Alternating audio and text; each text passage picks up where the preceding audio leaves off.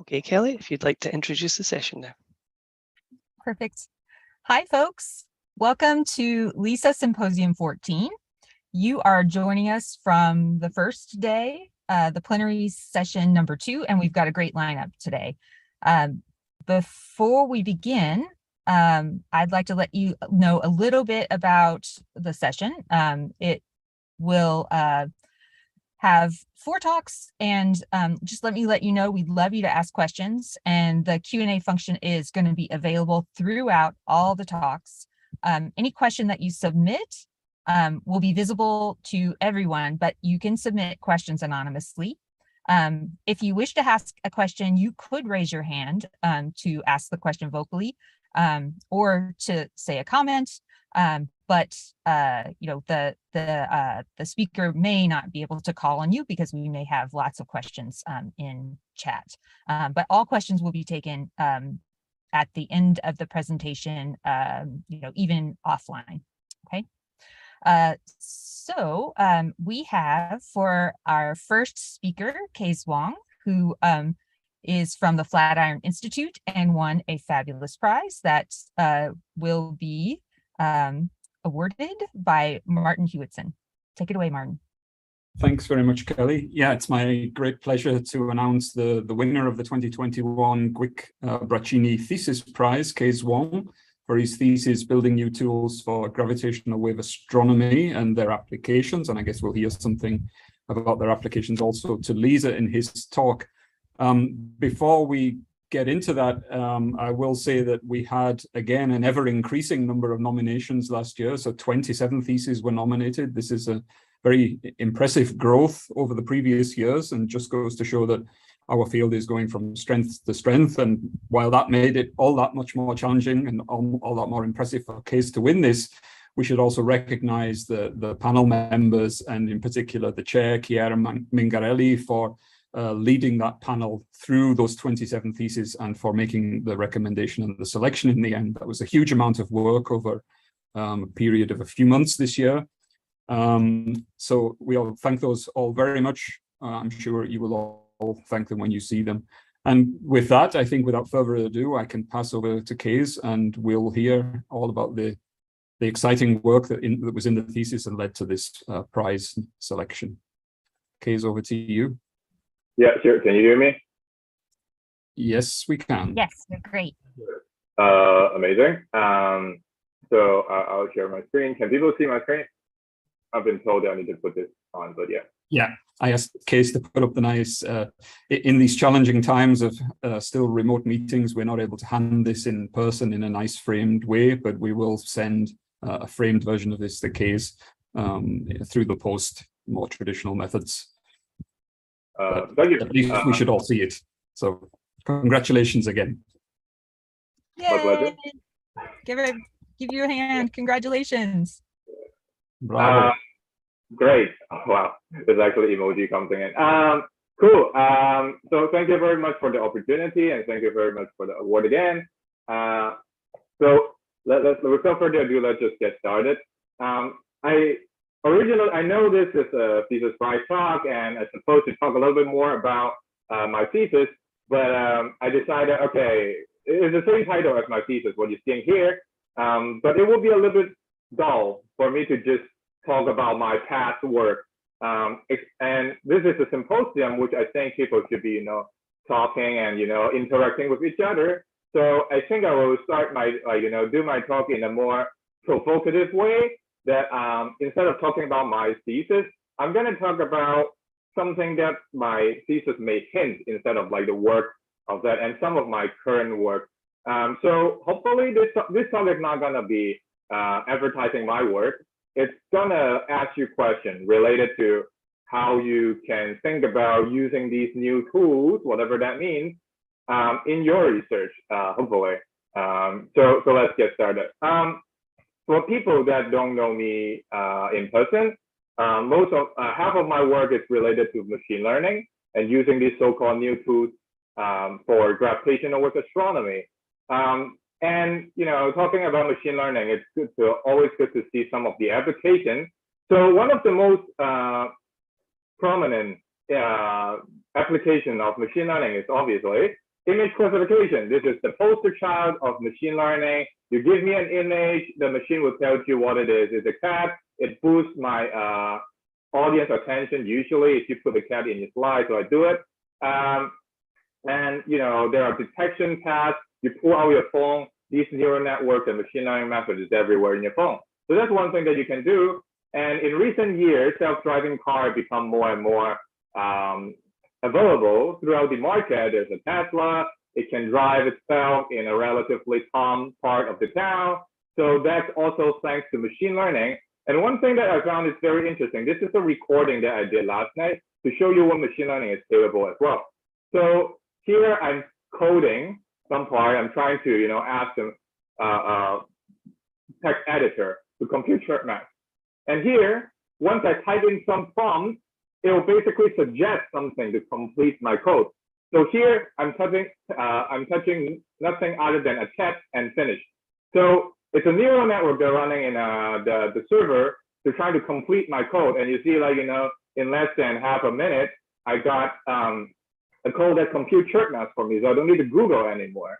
So these are some applications in the market that helps us to deal with real life tasks. But you may be thinking about, okay, this is a minute into the talk. This guy is talking about some machine learning BS. That's nothing to do with my research. I'm going to tap out. Wait, don't go just yet. In gravitational wave, we also use machine learning in some part of the field. So, for example, there are people like this paper led by George et al. Look at a collection of glitch and trying to train a machine learning algorithm to classify glitch instead of image of cat. So these are spectrogram in, I believe in LIGO. And you can look at them and say, oh, is this a blip glitch? Is this extremely loud glitch? And you can, by swapping the cat into glitch image, you can do the same task that we did in the image classification task.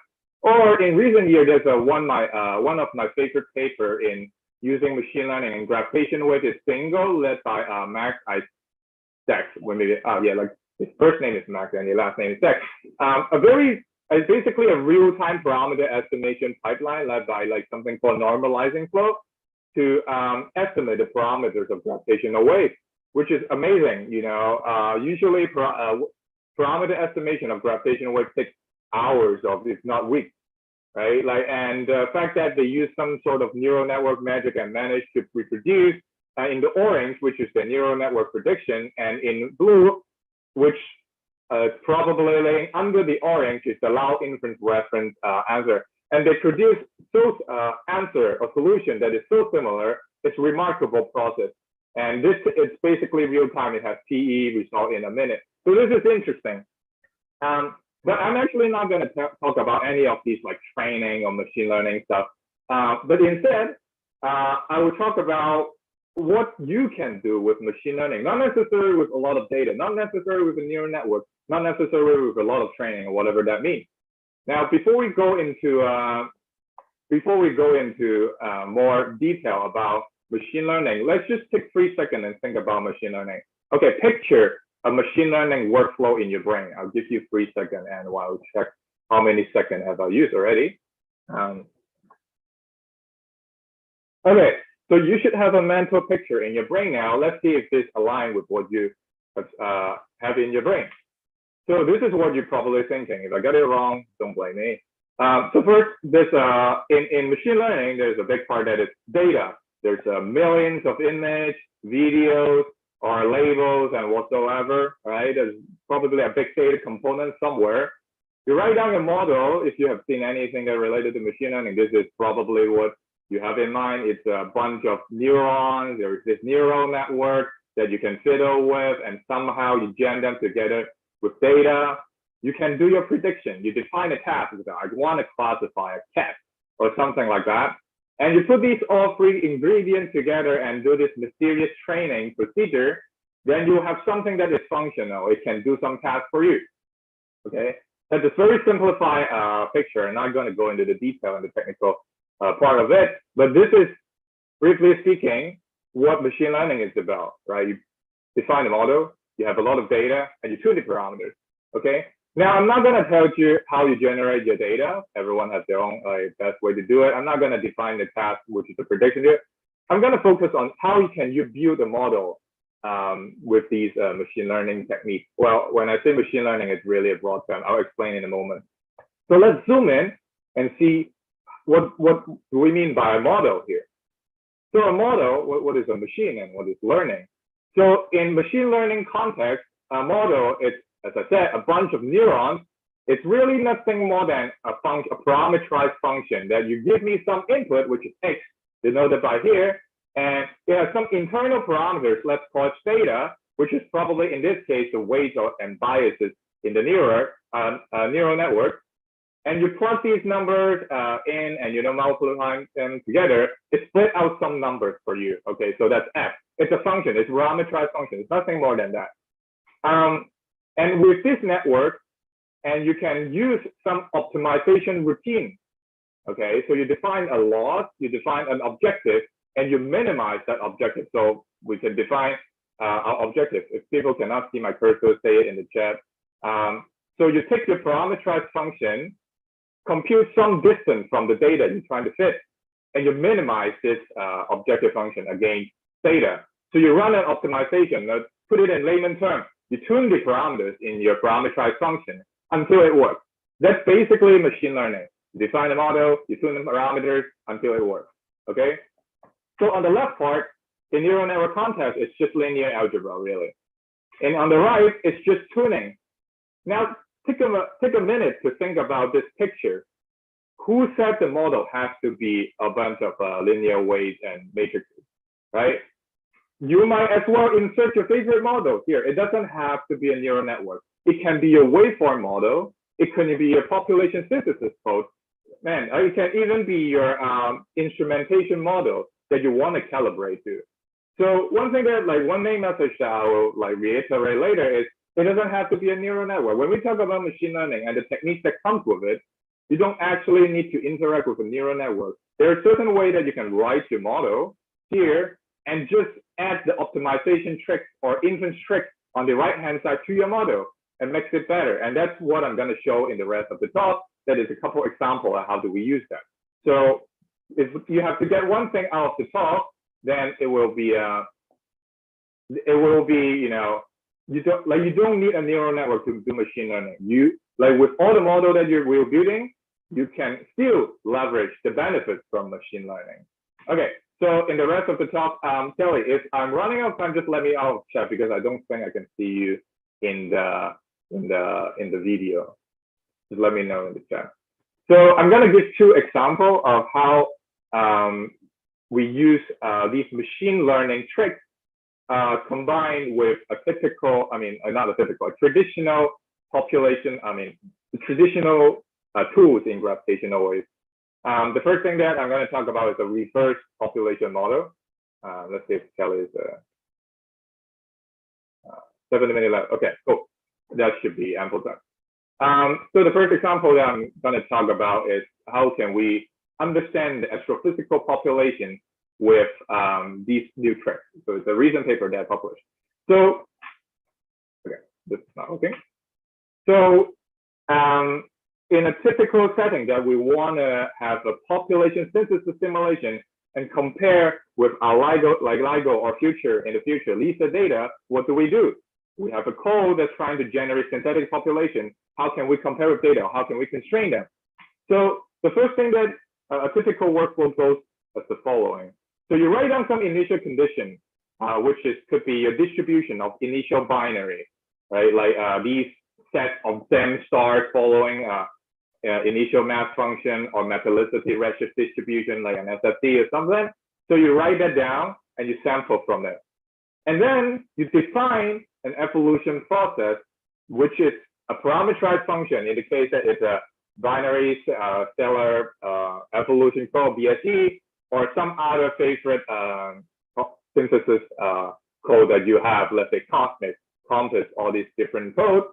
You can pick these sets of binary, plug them through this parameterized function, which is cosmic, your favorite simulation code, then you end up having a synthetic catalog, which is could be a white dwarf, could be a neutron star, could be a black hole. Then you collect all of these compact objects or gravitational wave event together to form a synthetic catalog. Then you compare with our data. In our current case is LIGO. In the future case, it's going to be LISA. And what do you compare? You can compare the rate, you can compare the mass spectrum or other distribution. Then you look at the comparison and you say, this is off, my rate is off by few order of magnitude, let's ditch this. And it doesn't work. And you do it again. You ask your graduate student, change the configuration files and tune it until it works. Now, this is basically a manual tuning, right? You ask your grad student, change the configuration file, tune some parameters, and you know, do this trial and error thing. But there is a way that you can, I'm not going to go into technical detail again, but in a recent paper that we show that, you know, you might as well do this with a machine. You can write your parameterized function and you can just write optimization routine interfacing with your parameterized function, which is your evolution process here. You tune those parameters. Don't go to your grad student and make them suffer. Just run some optimization routine or inference routine. Find these parameters. There are algorithms that can do that for you. You take the data, you take events from your gravitational wave catalog, do this optimization, go back to your original space, then you can analyze your population there. There is no reason, I mean, there is some reason that why you want to do the forward model direction, but basically, with a parameterized function, you can almost always write down optimization routine that so-called back propagate your data to your whatever prior space that you lived in. Okay, so how does that look in real life? In a recent paper that we show that, you know, on the x-axis is showing the primary mass of the gravitational wave event that we've seen in LIGO catalog, and on the y-axis is something related to the stable mass transfer during a binary evolution. And previously, people just assume one constant value in their whole simulation. Let's say it's 0.5 or something, whatever that value means, and they forward evolve that, compare with observation, and they ditch the simulation or keep the simulation. But our study is showing that, like, if you write down a parameterized function, backpropagate this whole catalog, and look at them in the progenitor space, you can actually show maybe, like, we're not saying this is as a conclusion, but maybe there's a trend of this stable mass transfer efficiency as a function of mass, which is much harder to investigate in the previous context. Let me know if I'm really running out of time. I have like around 3 more slides. Kaze, we do have to ask you to wrap up, but you're okay. Okay, cool. And I'm just gonna power through this, but I have 3 more slides. So another thing that, like, we can do is think about flexible model. Think about, you know, how you model your population model. Let's say you have a bunch of events. What people do typically is they write down power law or power law plus the Gaussian. But it doesn't have to be that model. It doesn't have to be this empirical model. In recent years, people try to write down Gaussian mixture model that fits the primary mass distribution. So these things have much more flexibility in fitting whatever data distribution they are. And one of my students is recently using a normalizing flow method, which is some neural network method, to fit even more complex distribution, that is, you know, the joint distribution of different gravitational wave observable. There's like primary mass, mass ratio, and spin. Okay. And I'm gonna skip this. Like, this is just a recent paper that, you know, if I don't have time. So, but I really want to get to this slide to make people think a little bit more. And instead of take-home question, I'll have take-home message. I'll have take-home question. Are there parameters in your model? If you define a model, whether it's a simulation, whether that is inference pipeline, whatsoever, are there parameters in your model? If there are ways that you can make it more data-driven and, you know, all the inference steps more efficient. If you're curious about technical detail, I'm more than happy to chat about it. Is some part of your model empirical? For example, there's this symbological model that people write down. There exists techniques that can make you much more flexible, that you can capture things that we may have not thought about. And finally, well, I mean, this is related to the last slide, but I'll skip that. So my contacts are here. If you have to take one thing away from this talk, it's focus on the first point. Do you have parameters in your model? If you have them, then I'm more than happy to chat about, how you can make the tuning and inference pipeline much more efficient. If like my coworker often asks me, what do you do? It's like, I tune parameters, that's what I do. But yeah, happy to take questions. I guess I'll wrap here. Sorry about messing with this time. No, you're just fine. Thank you so much. I've got to put my clappy hands on. Well done. All right, we have a couple minutes for questions. While we wait for folks to stop being shy, I was just talking with Shirley Ho 2 days ago, and she showed me those transformers that write the code for you. That was so amazing. So yeah, are you using transformers in that flexible model? No, Transformer is, well, I mean, Transformer does like amazing stuff. In Gravitational-Wave, our accuracy requirement is usually quite high, and Transformer is great at getting good guess. But I haven't found like a set of problems that Transformer is really beneficial. It has unique capabilities. So I use Transformer every day just because I code, and it's great. People should check it out. That is amazing. One more question. I guess I get to ask you lots of questions, and sorry, this is a naive one, but what I'm wondering about is LISA's sort of discovery space where there are lots of unknowns. So, how do you train a model on something that you don't know? So yeah, talk to me about that. Talk to me about how you would find surprises. Yeah, like so if you look at my in my slides, I actually cross out the data part. I never mentioned about training data. I only talk about model and optimization, and that's the thing that we should really focus on when we talk about machine learning and Gravitational-Wave, because Gravitational-Wave, we have amazing theory, and we don't actually have that much data. So the typical supervised learning paradigm that people have data, train a lot, and predict, it's not going to work. But if you forget about the data part for a moment, you just write down a model that's compatible with whatever machine learning paradigm. In a more technical term, it's like with this automatic differentiation, and it's able to run the optimization routine. If you write your model in that way, when data comes, that's your training.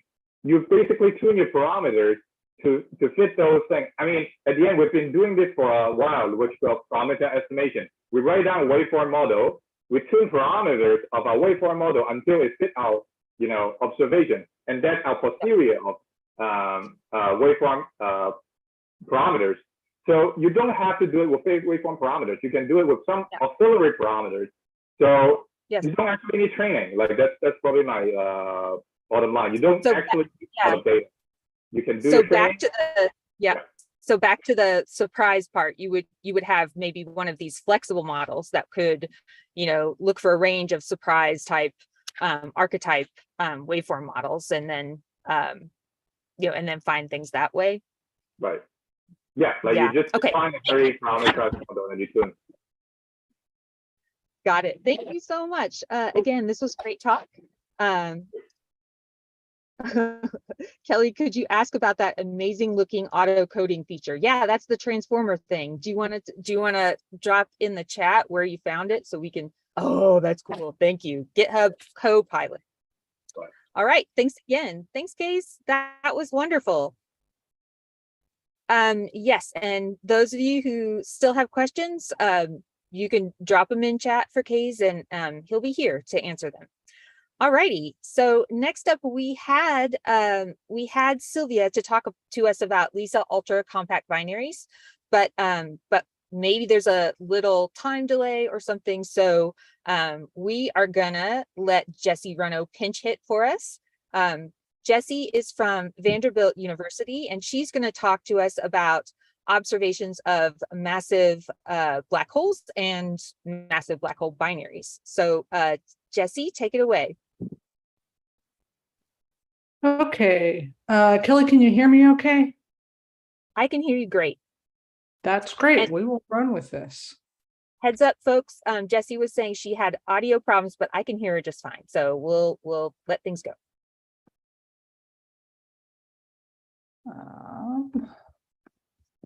All right. Can you see my slides? All right, here we go.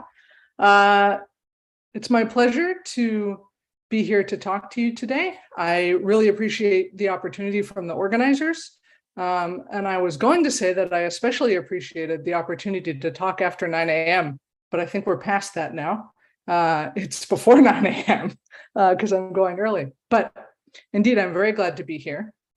And before I go further, I just would like to say, of course, that I'm doing this work in collaboration with collaborators, my graduate student, Carrie Drake, my postdoc, Aaron Stemo, and a couple of the usual suspects, Mike and Tamara. So the talk that I have prepared today gets towards some motivations of trying to answer questions like, can we find massive black hole binaries in EM observations, and towards the eventual goal of making multi-messenger electromagnetic and gravitational wave detections.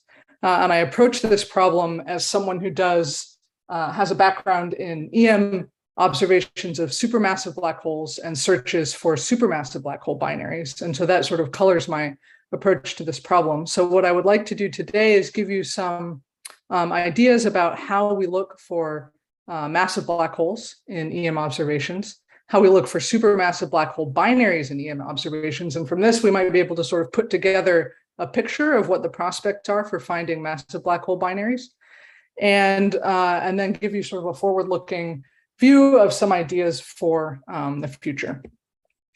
So first, this is just to say and get on the same page about what I mean when I say massive black holes. Sometimes we also call them intermediate mass black holes. And these typically live in dwarf galaxies. So I'm talking about black hole masses of order 10 to the 4 to 10 to the 7. And I kind of stretch the upper limit on what we sometimes talk about as intermediate mass black holes, for example. And this is because, of course, I'm interested in joint detections with LISA, and that's sort of the upper range of those masses. And these appear to live in dwarf galaxies. So I've shown a couple of examples of the images of dwarf galaxies in the upper right. And in the lower right, this is the log black hole mass log bulge relation, just to say that similar to more massive examples, the bigger black holes tend to live in bigger galaxies. And so looking for these types of black holes puts us solidly in the dwarf galaxy regime, which is often taken to be stellar masses of less than 10 to the 9.5, but maybe you can stretch it up to 10. So how do we find these? Well, sort of a gold standard would be to do dynamical mass measurements. And you really can't do this out of the very local neighborhood right now, because the sphere of influence of these black holes is very small. And upcoming developments with like ELTs will make a big impact here. But in the meantime, we are relegated to many detection techniques, often that look for signs of activity around the black hole. So the main challenges of doing this are first that, for a given Eddington ratio, the lower black hole masses will produce lower luminosities. And so these are faint, that makes them challenging to see. And then also, because those luminosities are lower, a lot of the cuts that we often do to avoid confusion with stellar processes are really no longer possible, or we wouldn't see anything. And so we get into a regime where distinguishing between accretion signatures and stellar processes is difficult. Nevertheless, you can try to do this. And one approach is to look in X-rays. And the main interloper here is again, stellar processes, primarily X-ray binaries. And so typically what you have to do is, in addition to looking in the X-rays to try to find point sources, you have to try to characterize the star formation rate of the host galaxy to see what X-ray luminosity you think you should be able to produce with stellar processes. So folks have done this, and I thought it was interesting to note that the Eddington ratio of sources found in this way has quite a range. You can look in the infrared, and the main aim here, which I show on the right in a figure of two WISE colors, is to try to basically get at the underlying spectral energy distribution that produced the emission you're seeing. So the harder SEDs of accreting supermassive black holes will heat the gas and produce particular infrared colors. And this approach to selecting candidates has been shown to be highly contaminated by star formation in galaxies. And so in the infrared, we really look forward to the developments with JWST, because additionally, the pointing of WISE, the large PSF, has made this challenging. You also can look in the radio. This is appealing because it's a little more efficient than the X-rays. There are still some challenges to separate things from stellar processes, and of course, not all accretors are radio loud, but this also works as well. One approach that I think a lot about is spectroscopy, because I am an optical spectroscopist, and there are quite a few approaches that you can use to find massive black holes using spectroscopy. One approach, which is shown in the upper left here, is to look for the broad emission lines. So this is a spectrum showing the H alpha region of an optical spectrum. And you can see sort of the underlying flat continuum from stars, the narrow emission lines that come from large size scales in the host galaxy, and then the broad H alpha component that's the sign of a central engine. It's Doppler broadened to high velocities because of the supermassive black hole. If you've ever seen a spectrum of a quasar, you'll notice that this broad emission line is extremely faint and blended and hard to pick out. And so this sort of highlights one of the challenges of this approach. This is also not survey quality data. This is an observation with MAGE on a 6.5 meter telescope. You can use BPT diagrams that I've shown in the bottom left. These are basically line ratios from a narrow range of wavelengths to rule out extinction effects that try to get at the shape of the underlying SED again. This is a common approach. So if you produce relatively more sort of high ionization species, that's a sign that you have a hard SED that produces relatively more high energy photons. And so you can distinguish with these line ratios between different photoionizing sources. And one thing that's not shown here is the confusion that you can have with shocks. And so, in fact, what you need to do is use many different line ratios to try to break degeneracies. But this is also a common approach, especially to choose candidates and try to test their nature. There's a new paper relatively recently by Mallory Molina showing a method to look for coronal lines. Coronal lines have very high ionization potentials. I think this one is like 260 or something EV. And so that's difficult to produce with star forming processes. And you can look for cases where the luminosity from this approach is more than you can produce with stars. And the reason that this is appealing is that this approach appears to find different massive black holes than other approaches, particularly lower luminosity or Eddington ratio ones. So this is an exciting new way to try to look for these. I wanted to highlight one of the challenges of doing this. On the left, this is in the upper half of the plot, a spectrum of an AGN. And on the lower half, it's the spectrum of a supernova. So there is a particular type of supernova, the 2N. So it's a massive star has died and is exploding into a relatively denser circumstellar medium. So the progenitor is thought to maybe be something that undergoes a lot of mass loss before its death. And this can produce broad emission lines, including H alpha, which is seen here in the bottom right. And this is striking to me as a spectroscopist because those kinds of broad offset things are often used to look for supermassive black hole binaries. All hope is not lost. And the reason is twofold. There are limits on the luminosity that this can produce, which may be sometimes a challenge for massive black holes because we're in that low luminosity regime. but also because these are transient. And so there is some risk, really, not that you would never figure out what's going on or be able to tell the difference between a massive black hole and a supernova like this, but rather that if you're looking for transients, as we may be trying to do with LISA, or you have sort of incomplete information, there is a possibility of being confused. And so this is just to say that we need to be careful and thoughtful about the observations that we're taking and what they mean. The last thing you can do, or at least another approach, is to use variability selection. So AGN are naturally variable sources. And we see that their light curves tend to follow a damped random walk model, which is something that sort of varies stochastically, but sort of trends back to some average value over some time scale.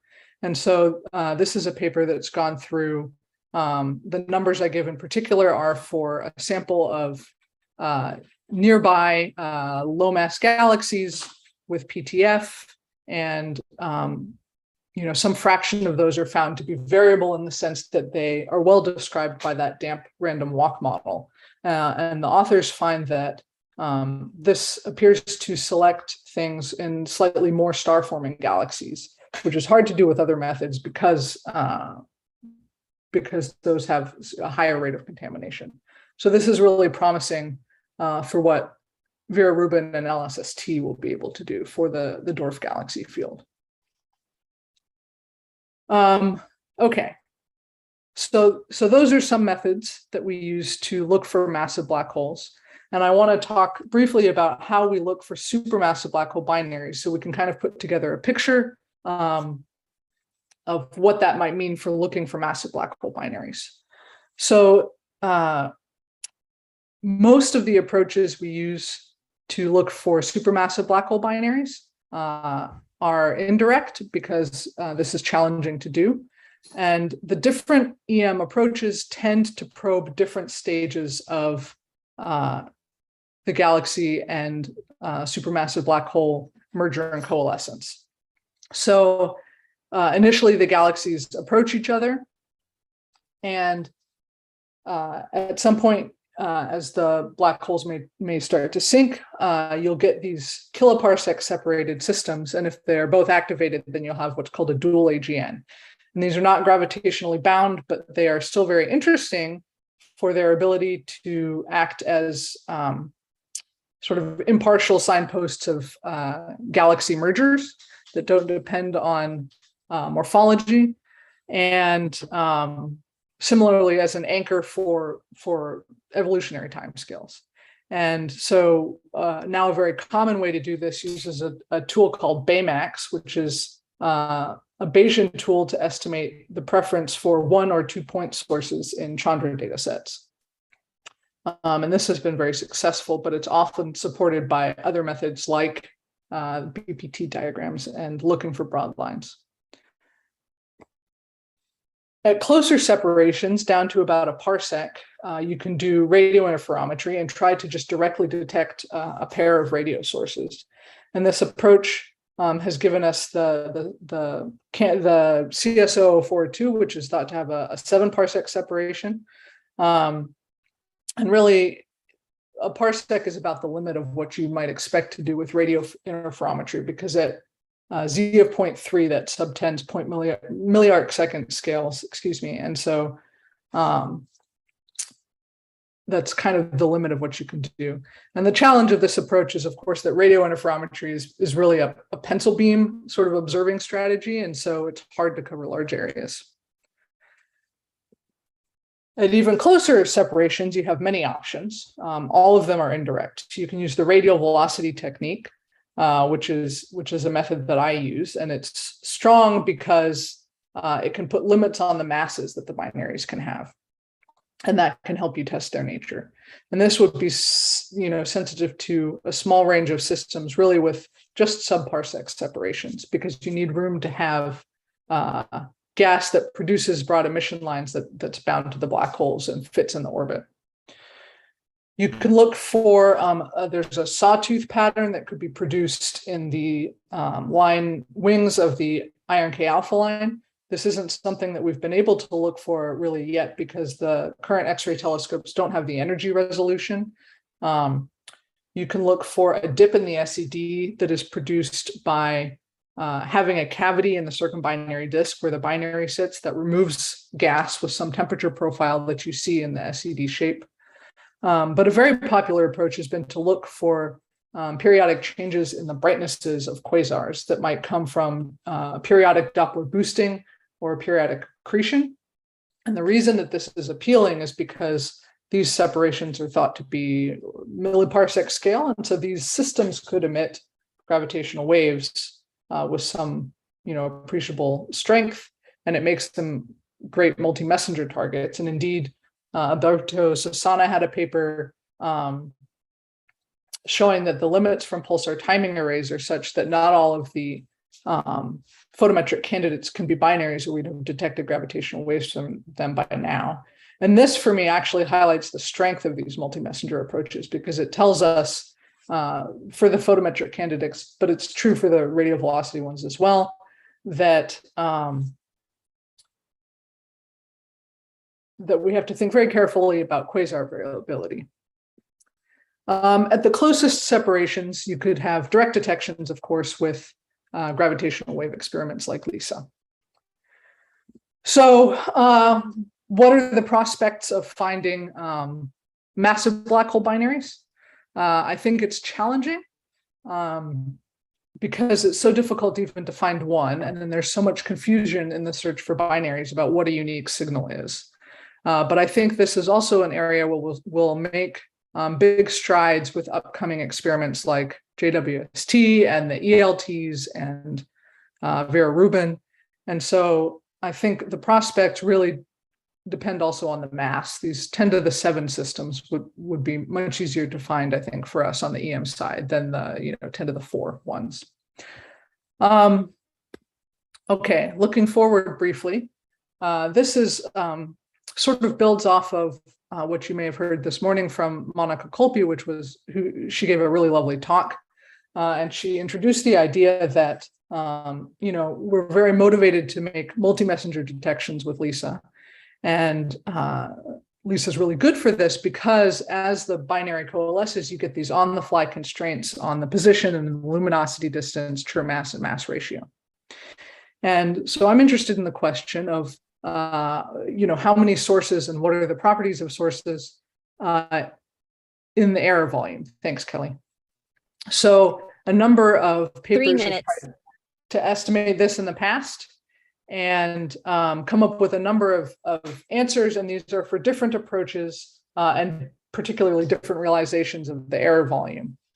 So on the EM side, how do we approach this? Well, Monica described really the powerful approach of looking for transients and time domain signatures of accretion, where you can do sort of a joint thing of pointing, for example, Athena at the error volume and monitoring. But a high fraction of AGN activity at higher masses is obscured, and we don't know as much about the lower masses.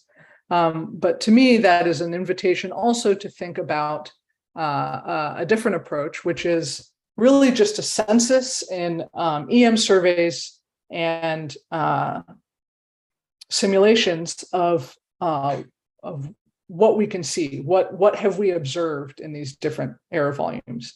And so this is a program that I've been doing with Mike Heraklius and Tamara Bogdanovich. So it's split between our 3 institutions. And from the photometric side, I'll show this briefly. But I want to point out something that LSST can do, which is we're all used to thinking of it in the time domain sense. But if you co-add the images from the 10-year survey, you can see very, very deeply in the sort of small host galaxy, dwarf galaxy regime. And so with all of these surveys, we can look and say, okay, what is in the error volume? And my student is doing this. Here I've shown the positional uncertainties from Mangiali et al. 2020 as a function of mass.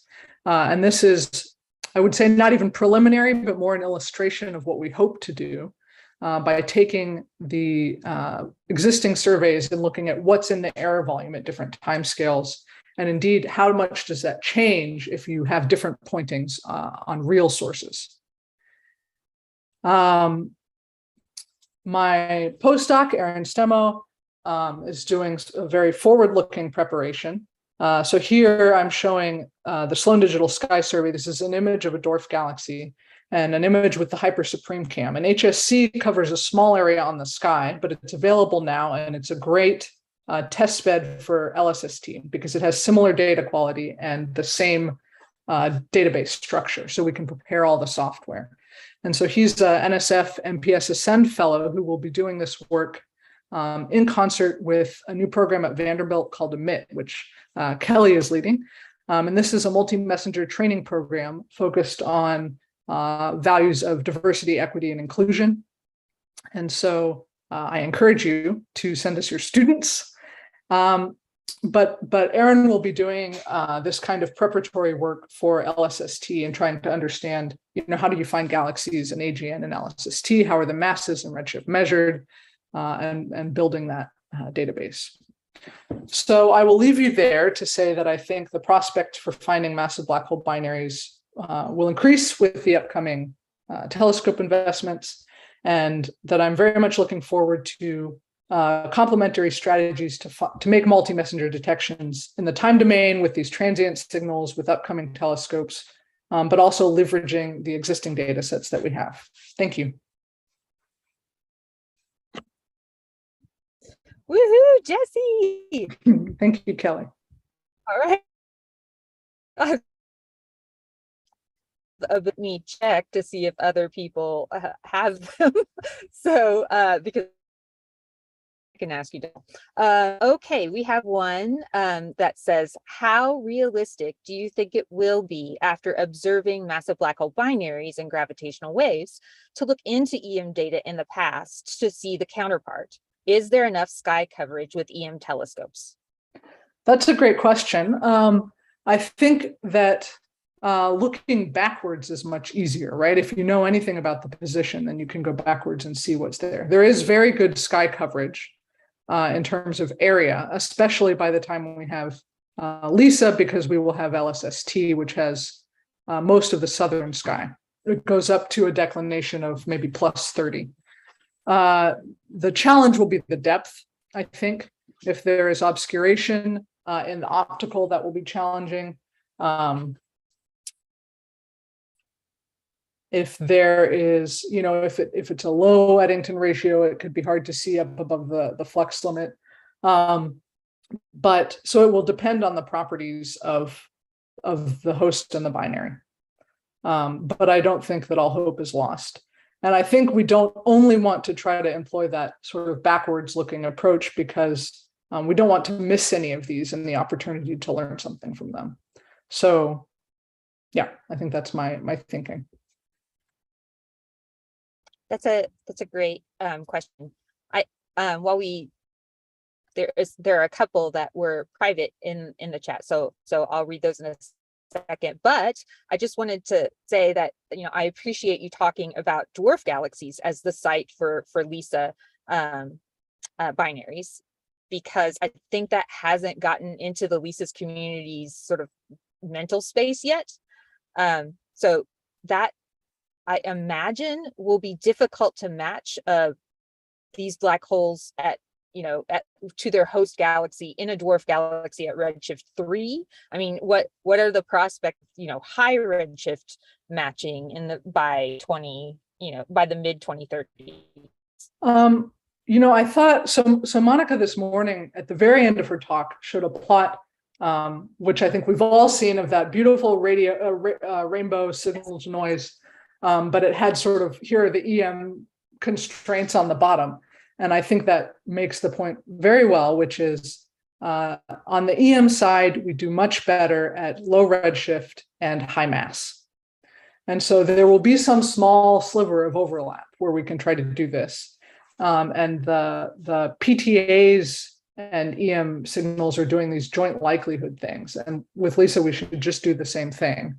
Maria Harisi here at Vanderbilt, in fact, is the postdoc leading that work. And so The precise details, I think, would need that joint likelihood.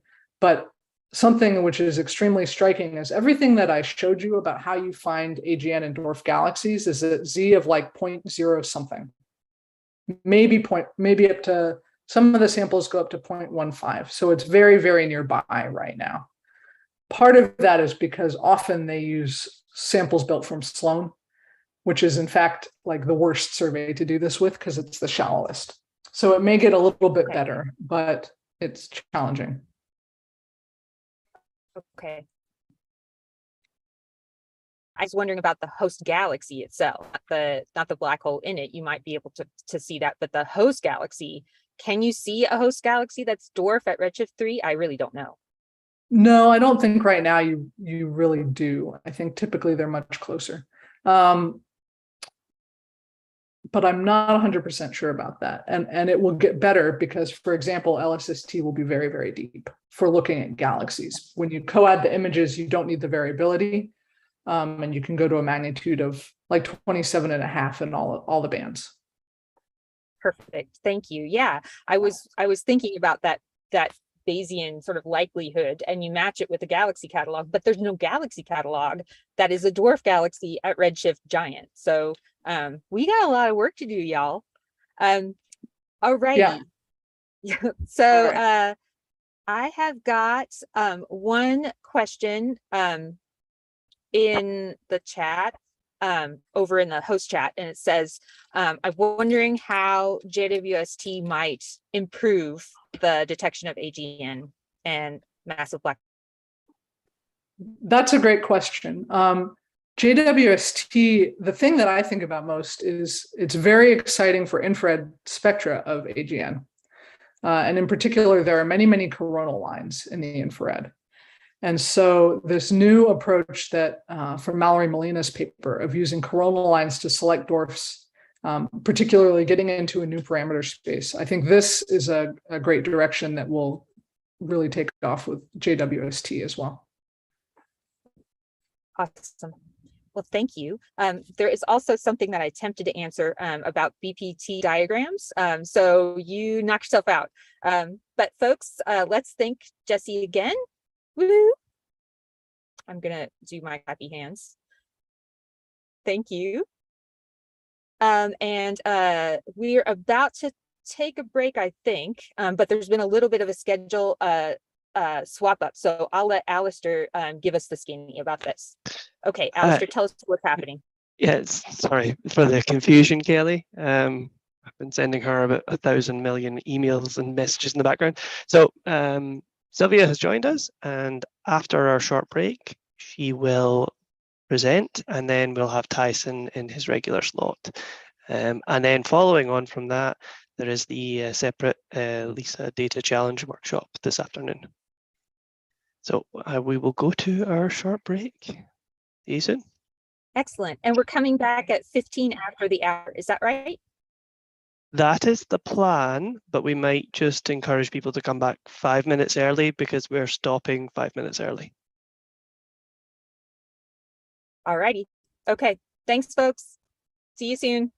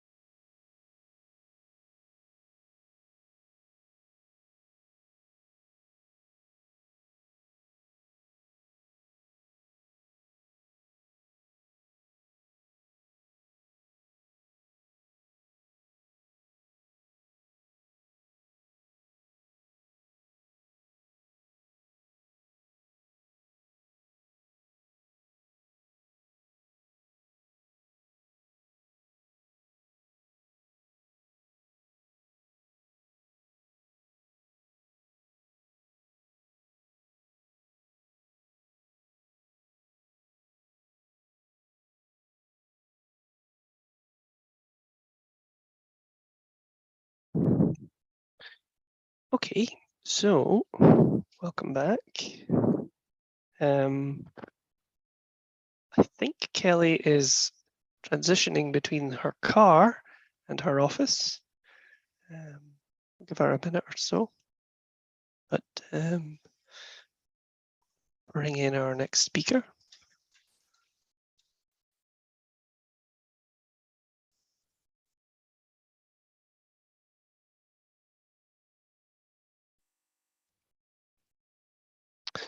Okay.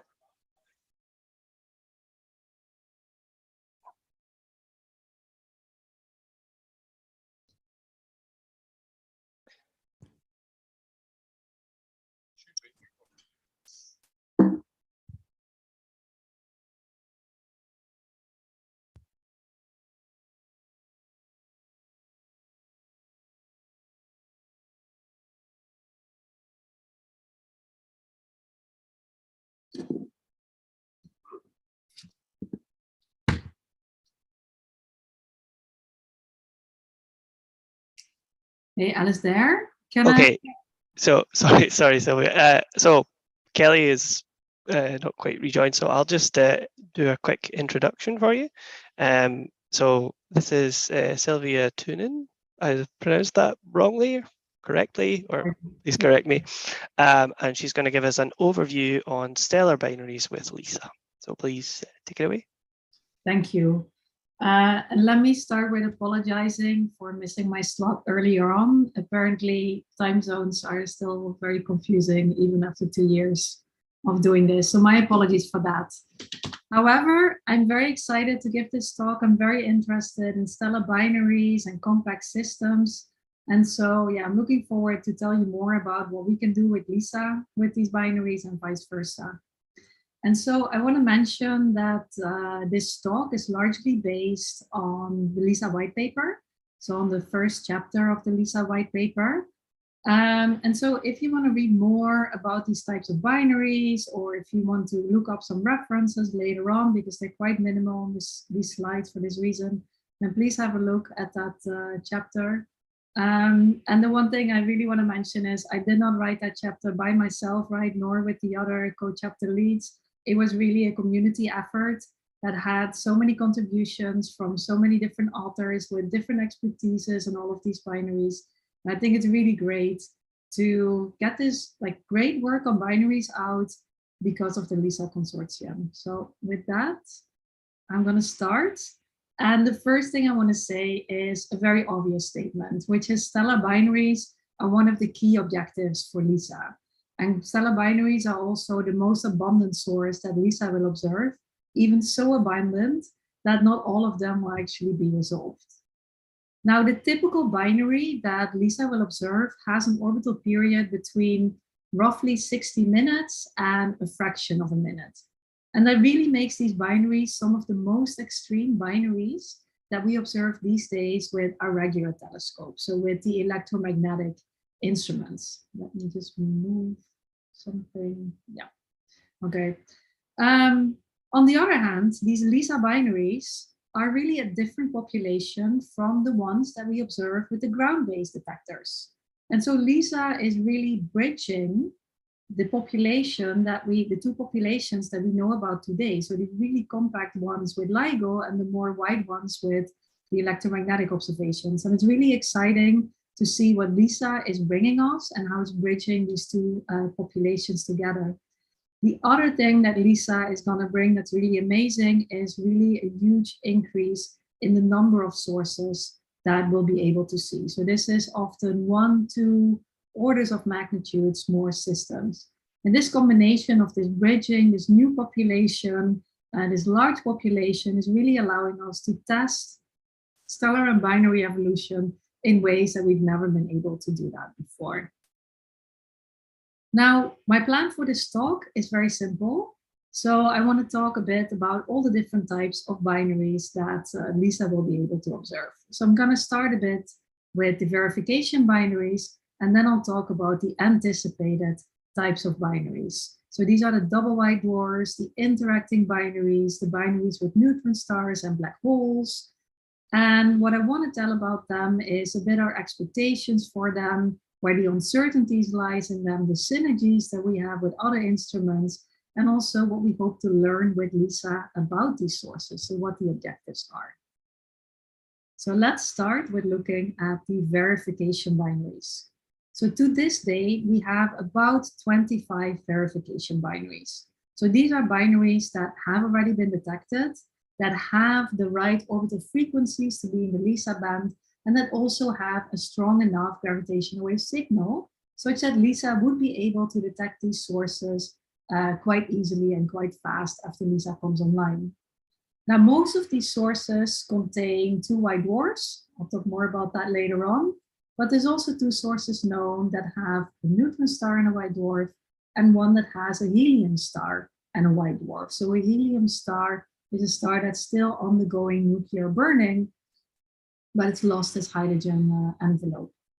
Now, for these double white dwarfs, we have 2 types split roughly evenly, where we have the detached systems and the interacting sources. These interacting double white dwarf sources, they're also often referred to as AMCVM. So you're going to hear me use this word, AMCVM and interacting sources, both in this talk.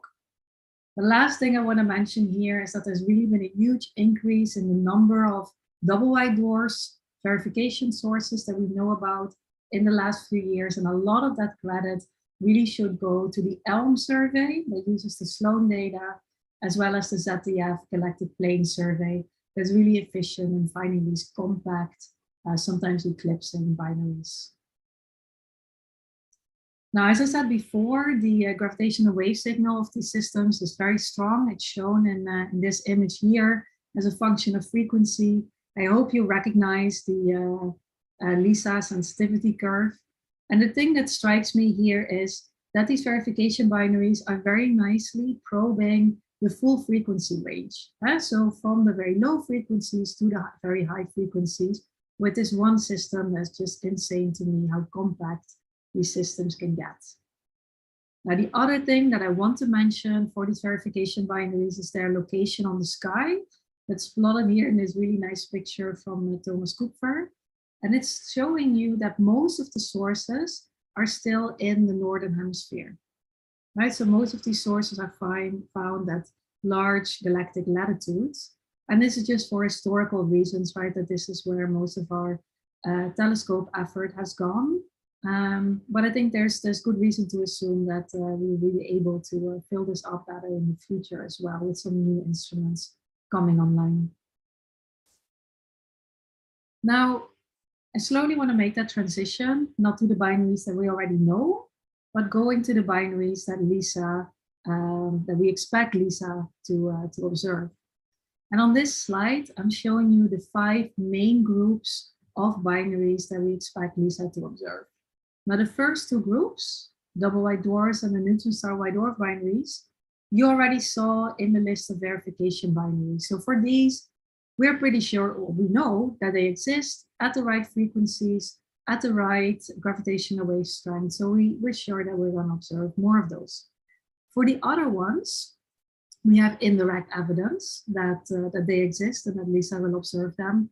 So for example, the double neutron star binaries that we currently know of in the Milky Way, they're too wide to be in the LISA band, but they're in such orbits that we know they're going to merge within the Hubble time, and so they will pass through that LISA band.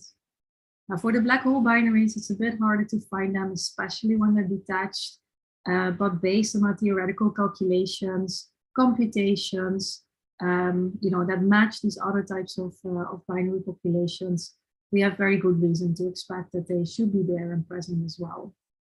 The last thing I want to say is about the maximum distance as to which we can observe these sources. Now, really exciting for double white dwarfs, we'll be able to detect these sources all the way to the other side of the Milky Way, maybe even several tens up into the LMC, the SMC, so our closest neighbors. Of course, if we go to more massive sources, then we'll also be able to probe them at larger distances. And of course, this is very interesting in the context of multi-band detections. So the possibility of detecting a source as well with LISA as with LIGO, where we expect a few sources, but more of that later on. Now, the other thing that, that I want to mention is how many sources we expect to find with LISA. So here are some of the expectations that, that we have. The column here on the left shows you the predictions that come from the binary population synthesis studies, so the theoretical computational studies. And here on the right, you see the studies that are the empirical studies that are based on observed populations that are then extrapolated to the LISA range. Now, roughly what we expect is several thousands of double white dwarfs, maybe even up to several 10,000 of double white dwarf binaries, and a few hundred binaries with neutron stars, and maybe some with black hole stars, with black hole components. Now, the one thing that I want to mention about these two methods is it's different methods. And the really encouraging thing for me is that if you compare these numbers, then they're actually in pretty good agreement with one another.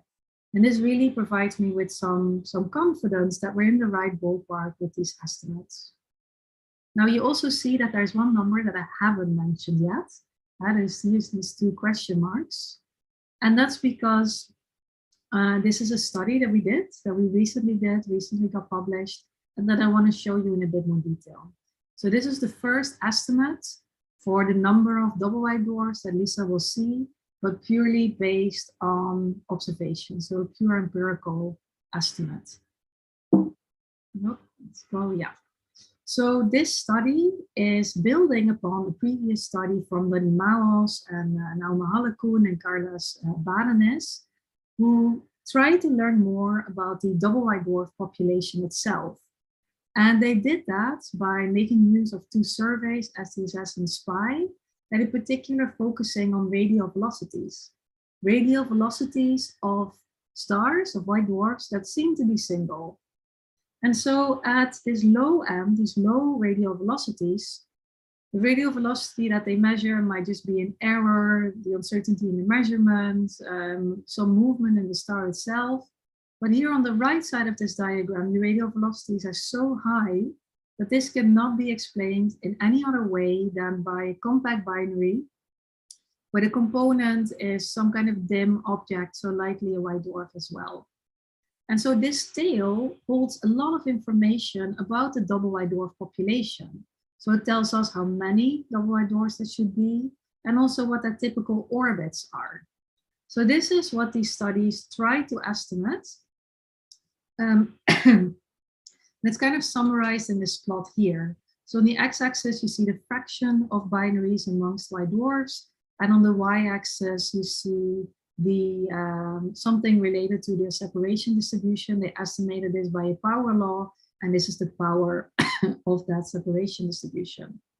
Now you see two samples overplotted, the STSS sample as well as the SPY sample, and then the combination. And that combined measurement gives really accurate constraints on these two parameters, which is pretty amazing.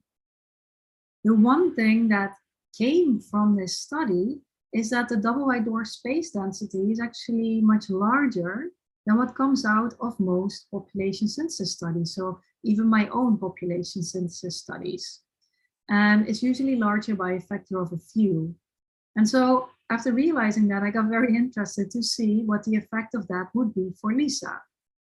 So this is what the paper is about that we recently published. It was led by Valeria Corol and Naama Halakun together.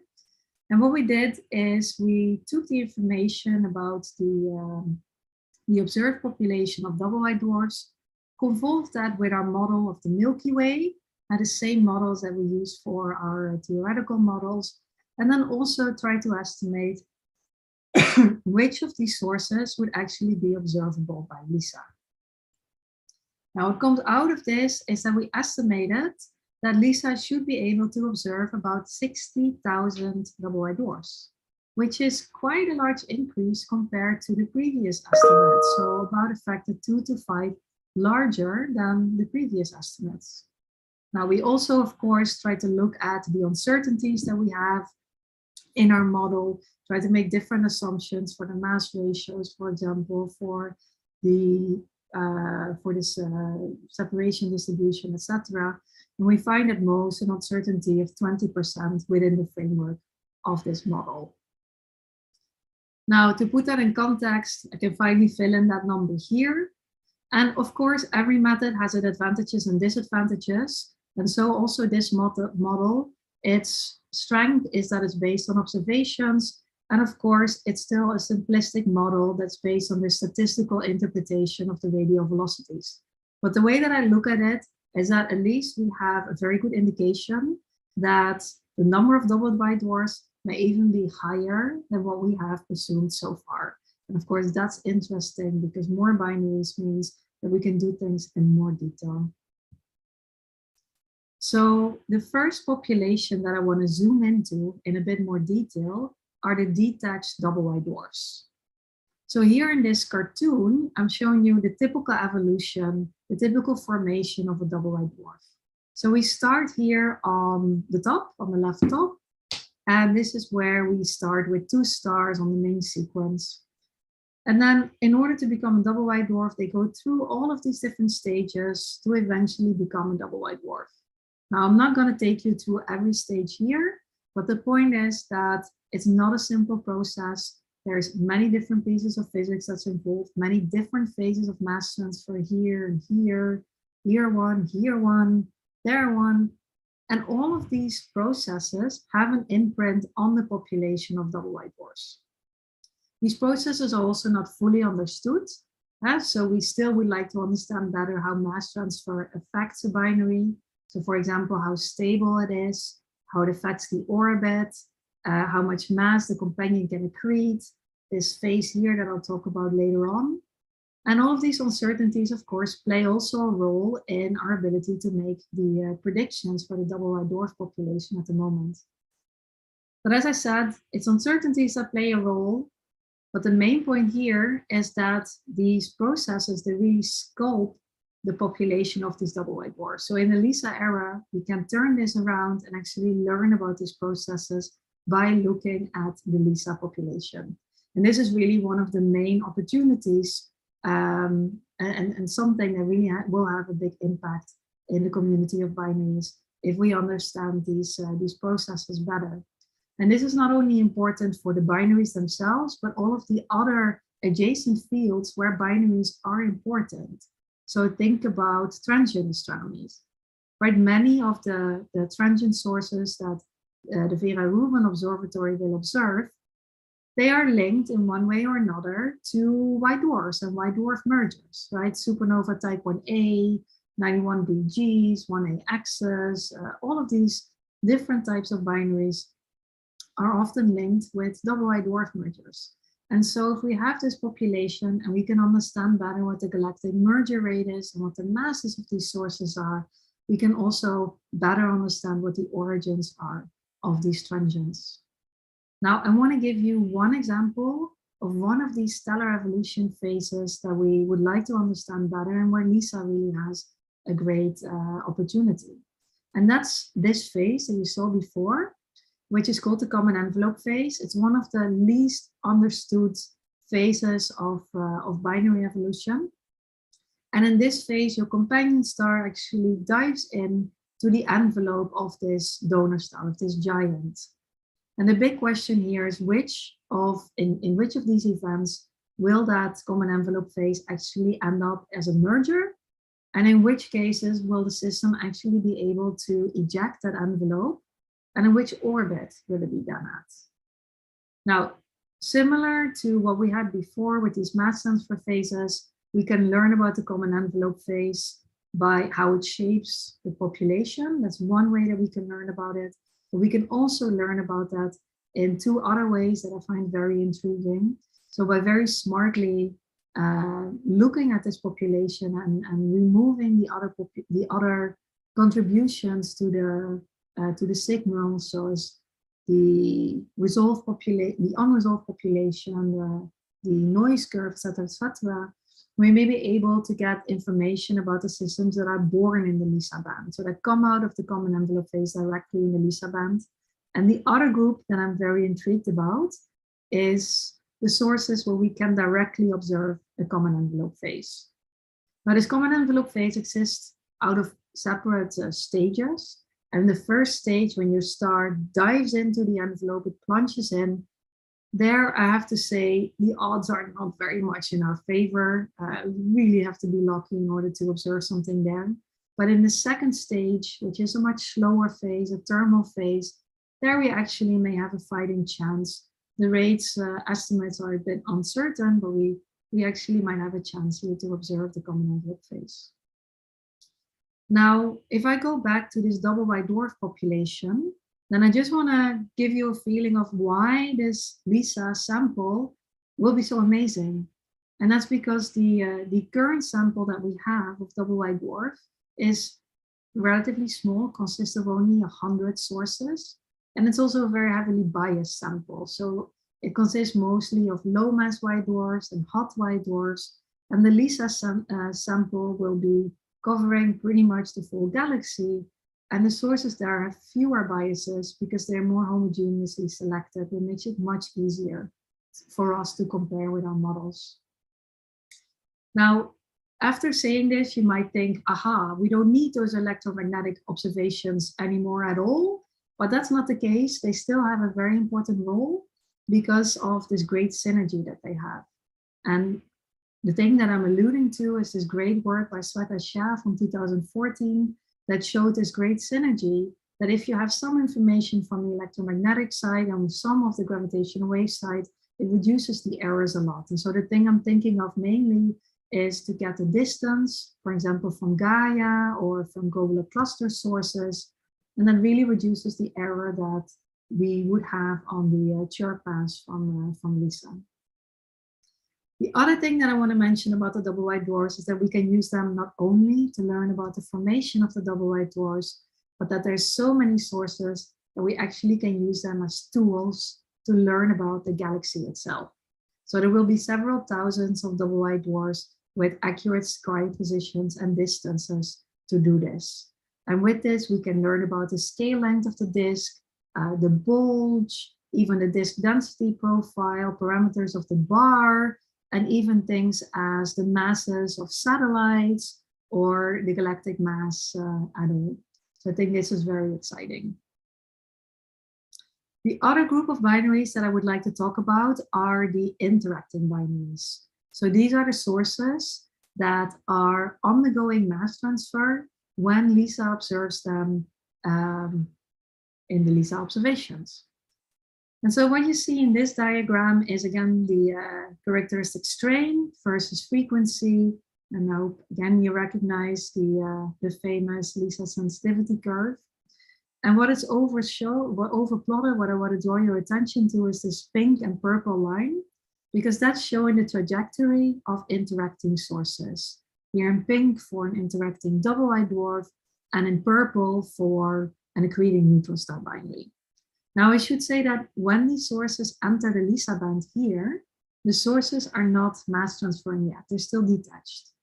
And so their orbits are just going to shrink over time due to gravitational wave emission until these stars. And this is the point that they get in contact. At that point, the orbits still shrink a little bit more, but at some point the orbit starts widening and the systems start moving in the opposite direction. So pretty much giving us a negative chirp. Now, because of the time scales involved, they actually don't spend a lot of time here, such that we actually expect to find most of the sources on their way out, kind of on this part of the frequency range. Now, of course, that means that these kind of systems are a bit funny systems because they're moving in the opposite direction than the typical sources are doing. And this already tells you that their frequency evolution is not purely driven by gravitational waves, right? It's driven by the mass transfer as well. Now, the downside with these AMCVMs is that they typically have quite low mass ratios, so that it would be very hard to get a measurement of the F double dot. However, if again we combine the gravitational wave data with some optical data, again distances for example, then we, as Katie Brackett showed, then we will be able to disentangle the frequency evolution in two terms, namely the gravitational term and the astrophysical term or the mass transfer term. And this is really intriguing, really interesting, because it tells us more about mass transfer between these compact objects. And this is something that is still very, very uncertain. So to give you an example, currently our best estimates for the space density of these sources typically overestimates the observed density by 1 or 2 orders of magnitude. So this is indicating that there's things that we're definitely missing about the evolution of these sources. And it also greatly affects knowing which gravitational wave templates we need to make. Another big issue that I didn't say so much about previously, but alluded to a little bit, is that we're still very much discussing what are the typical donor stars for these systems, especially the AMCDNs. I kind of said, well, maybe they're white dwarfs, but the newest observations from ZTF kind of showing, well, maybe these stars are more bloated, maybe they're actually helium stars, or a good fraction of them. And main sequence stars could also still be a donor star. So these are still big questions that we have.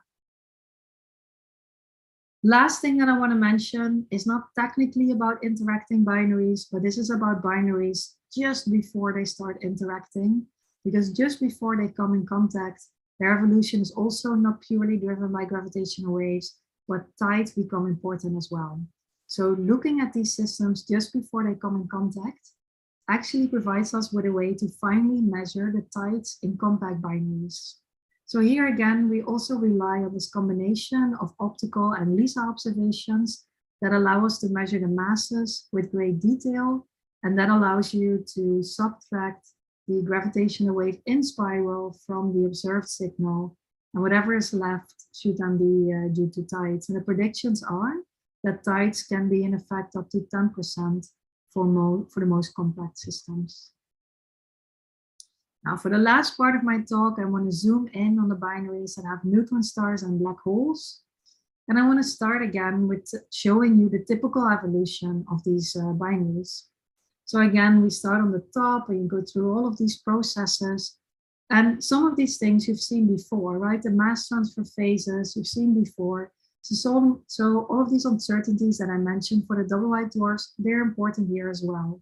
But there's also some differences, because these neutron stars and black holes, they experience, for example, supernova kick, that our low mass stars are not undergoing.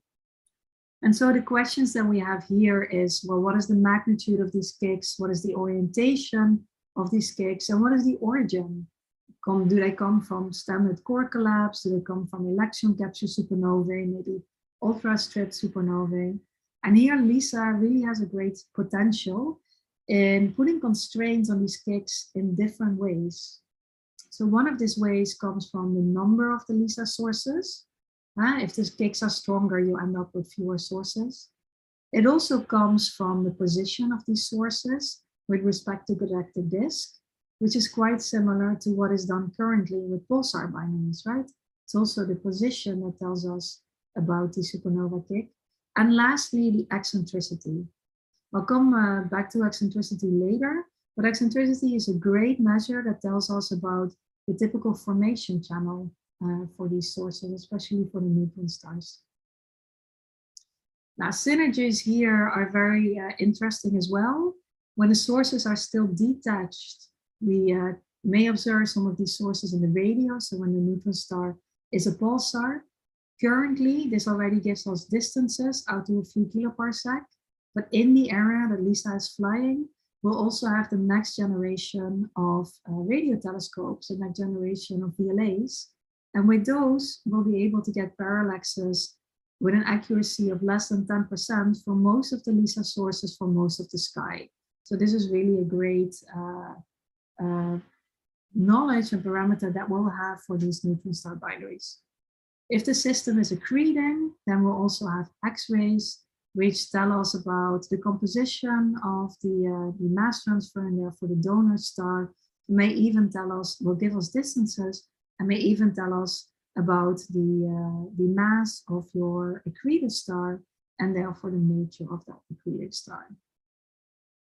The last thing that I want to mention about these neutron stars and black hole binaries is something that I alluded to before, that it's possible to have multi-band signals So for individual sources, it may actually be, or it will be able to track these sources from the LISA band all the way to these frequencies, all the way to the ground-based detectors. And that will be possible for maybe a handful of sources.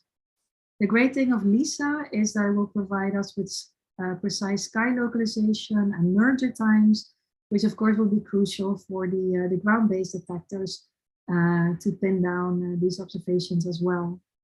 And again, the one thing that LISA will bring to the table here as well, that the ground-based detectors will not, is that we'll be able to measure eccentricity, which tells us about the formation channel, but also the formation environment. So whether or not these sources, these binary black hole mergers, are actually coming from binaries, or if they're coming from stellar clusters, or maybe even multiples.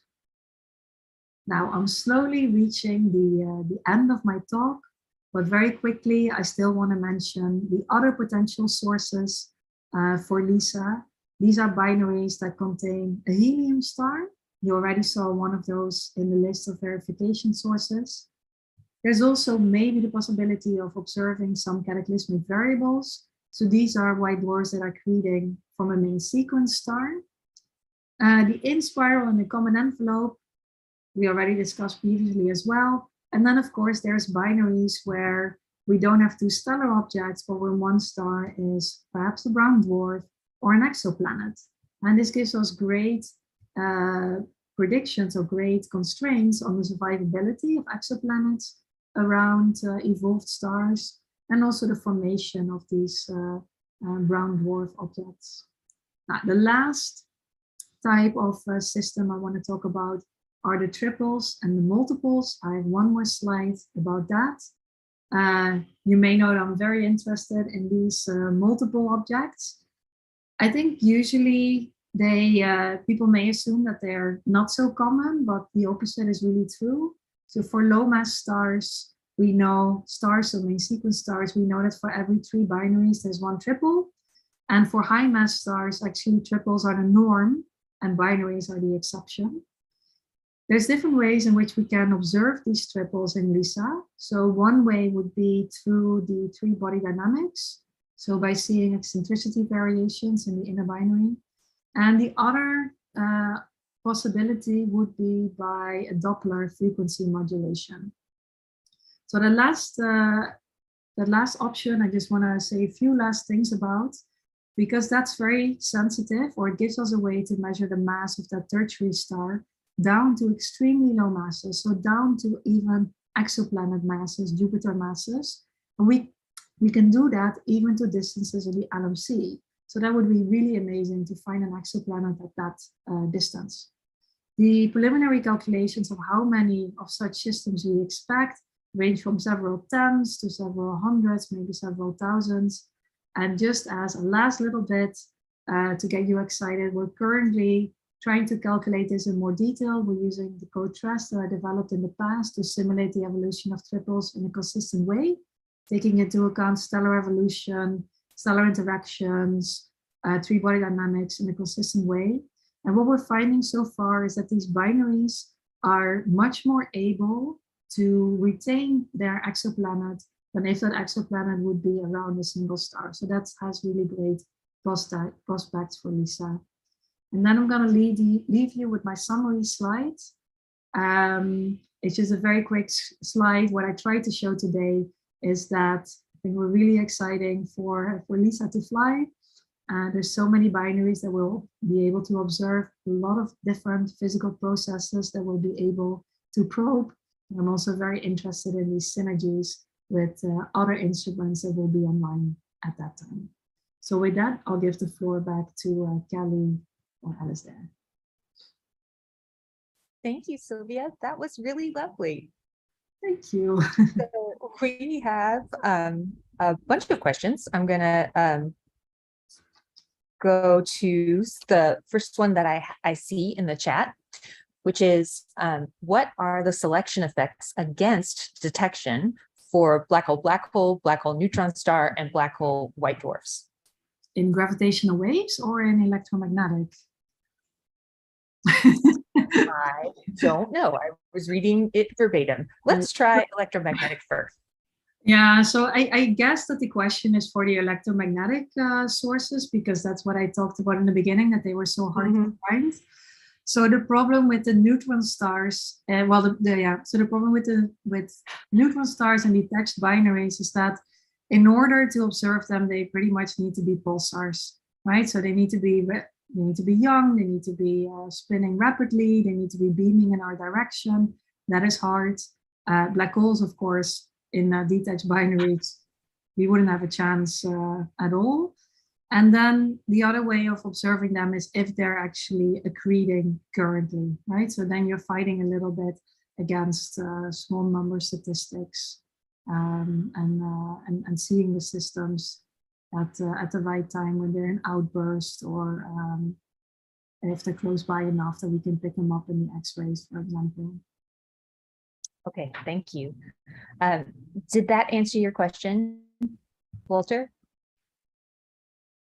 They have they've commented within that question, Kelly. Can you see that? Yes, it was from the slide, which had the amount of these that could be detectable by LISA. So that does talk about electromagnetic biases, and so that's why I was asking. Does that answer your question? I think it probably does. But if you'd like to post a follow-up, holler.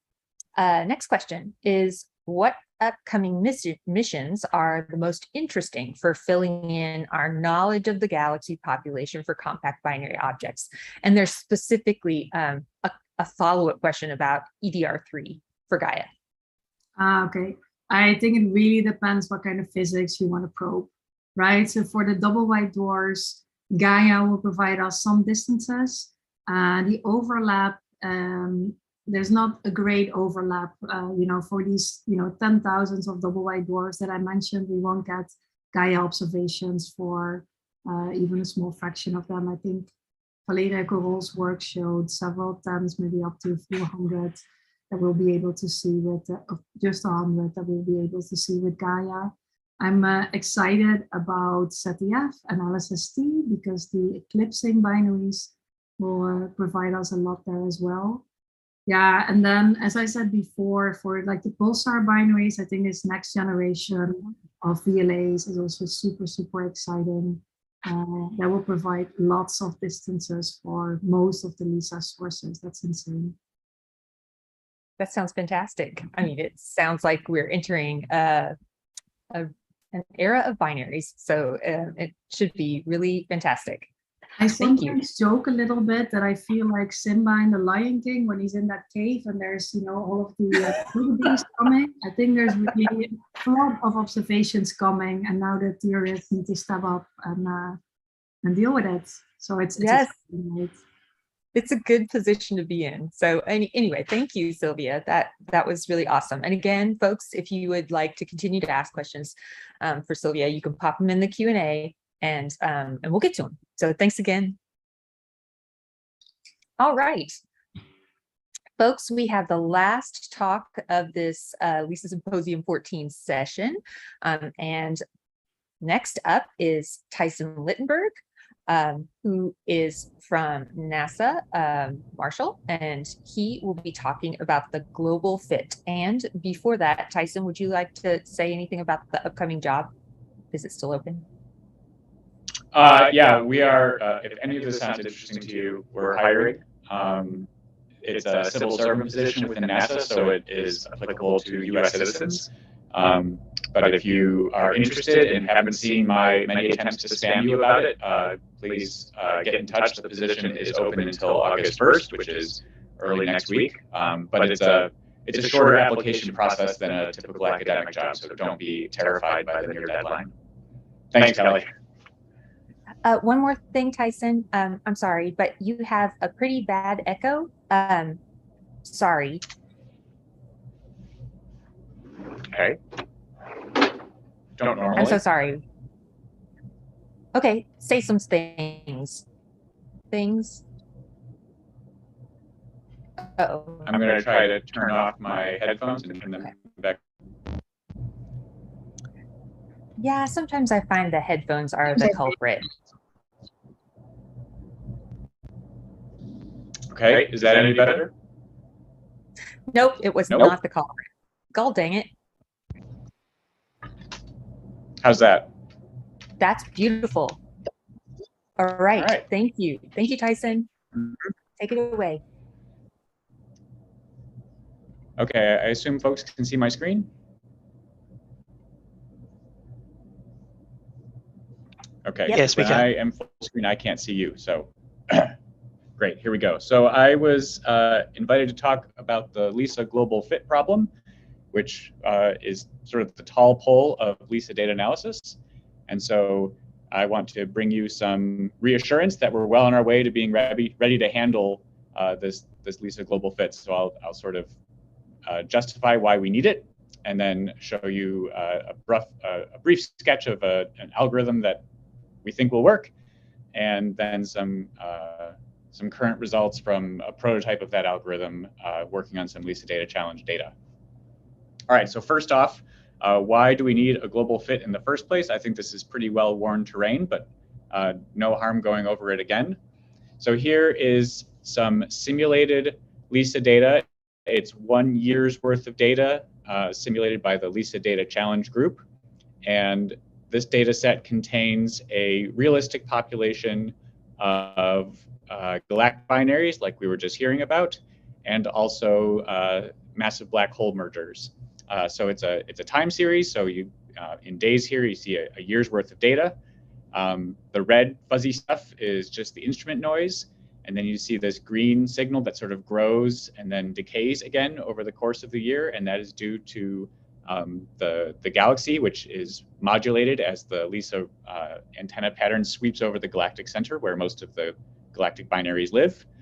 And then in purple, you see all these spikes going off. Those are all individual black hole mergers. Some of them really knock the doors off of the observatory. This really very loud one within the first couple of months, and some of them not so much. And remember, this is just 1 year's worth of data, and we expect to have many, many years worth of useful LISA data. And so what we have here is a ton of sources, all of them overlapping in time, and as I'll show you next, also in frequency, and basically on all of the time.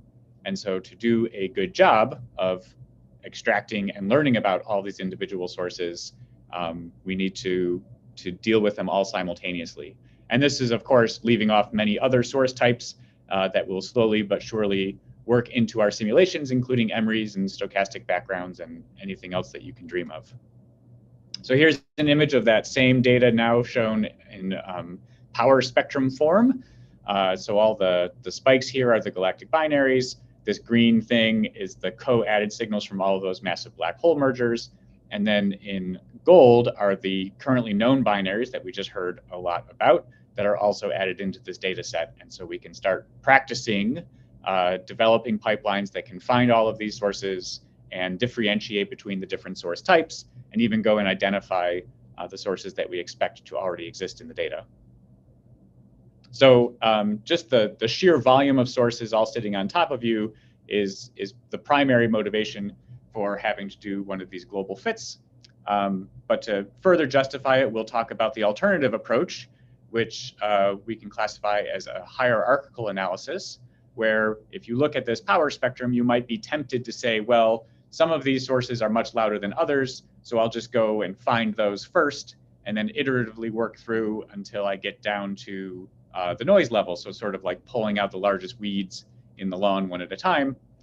So you would search for just the loudest sources, do some sort of best fit parameter estimation, remove that best fit model from the data, and then repeat until you stop finding sources. On the other hand, the global fit approach is to design a model for all possible sources all at once. So it's a very large parameter model. And then the game is an optimization problem of tuning all of those parameters to fit the observed data. For those of you coming from the ground-based gravitational wave detector world, the hierarchical fit is sort of kind of similar to the way those analyses are done, although there's now not much rinsing and repeating needed because the sources are widely separated in time for now.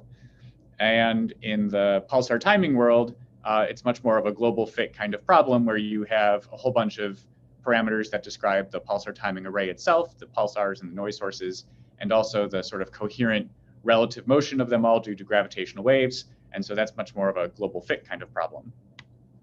Where LISA is unique is that this, if one were to try this hierarchical analysis, because there are so many sources, you would have to basically repeat this process thousands of times.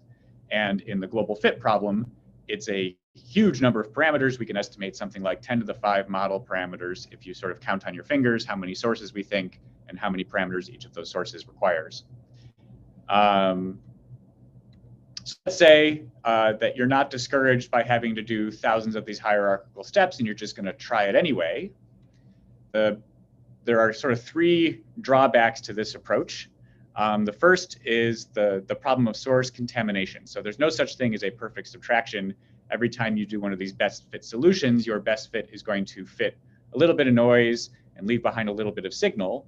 And then when you do that subtraction, you've thus corrupted the residual after the subtraction. Now, it might be a very small corruption, but like we had said, you have to do this so many times that these errors in the subtraction will start to build up and wreak havoc on the many layers down in the hierarchical analysis when you get closer to the detection threshold, where a lot of interesting stuff lives, like the really, really high redshift black hole mergers. You also have to worry about correlations between sources, so you can't really fit for one source independently of another. If there are correlated sources, then your best fit will be biased, and so then all of your inferences will be biased. Now, in general, this is a really small effect, but it's many small effects all adding up because there are so many sources. So even though it's a rare occurrence, we get many, many rolls of the dice. And so in the LISA context, this will eventually become a problem.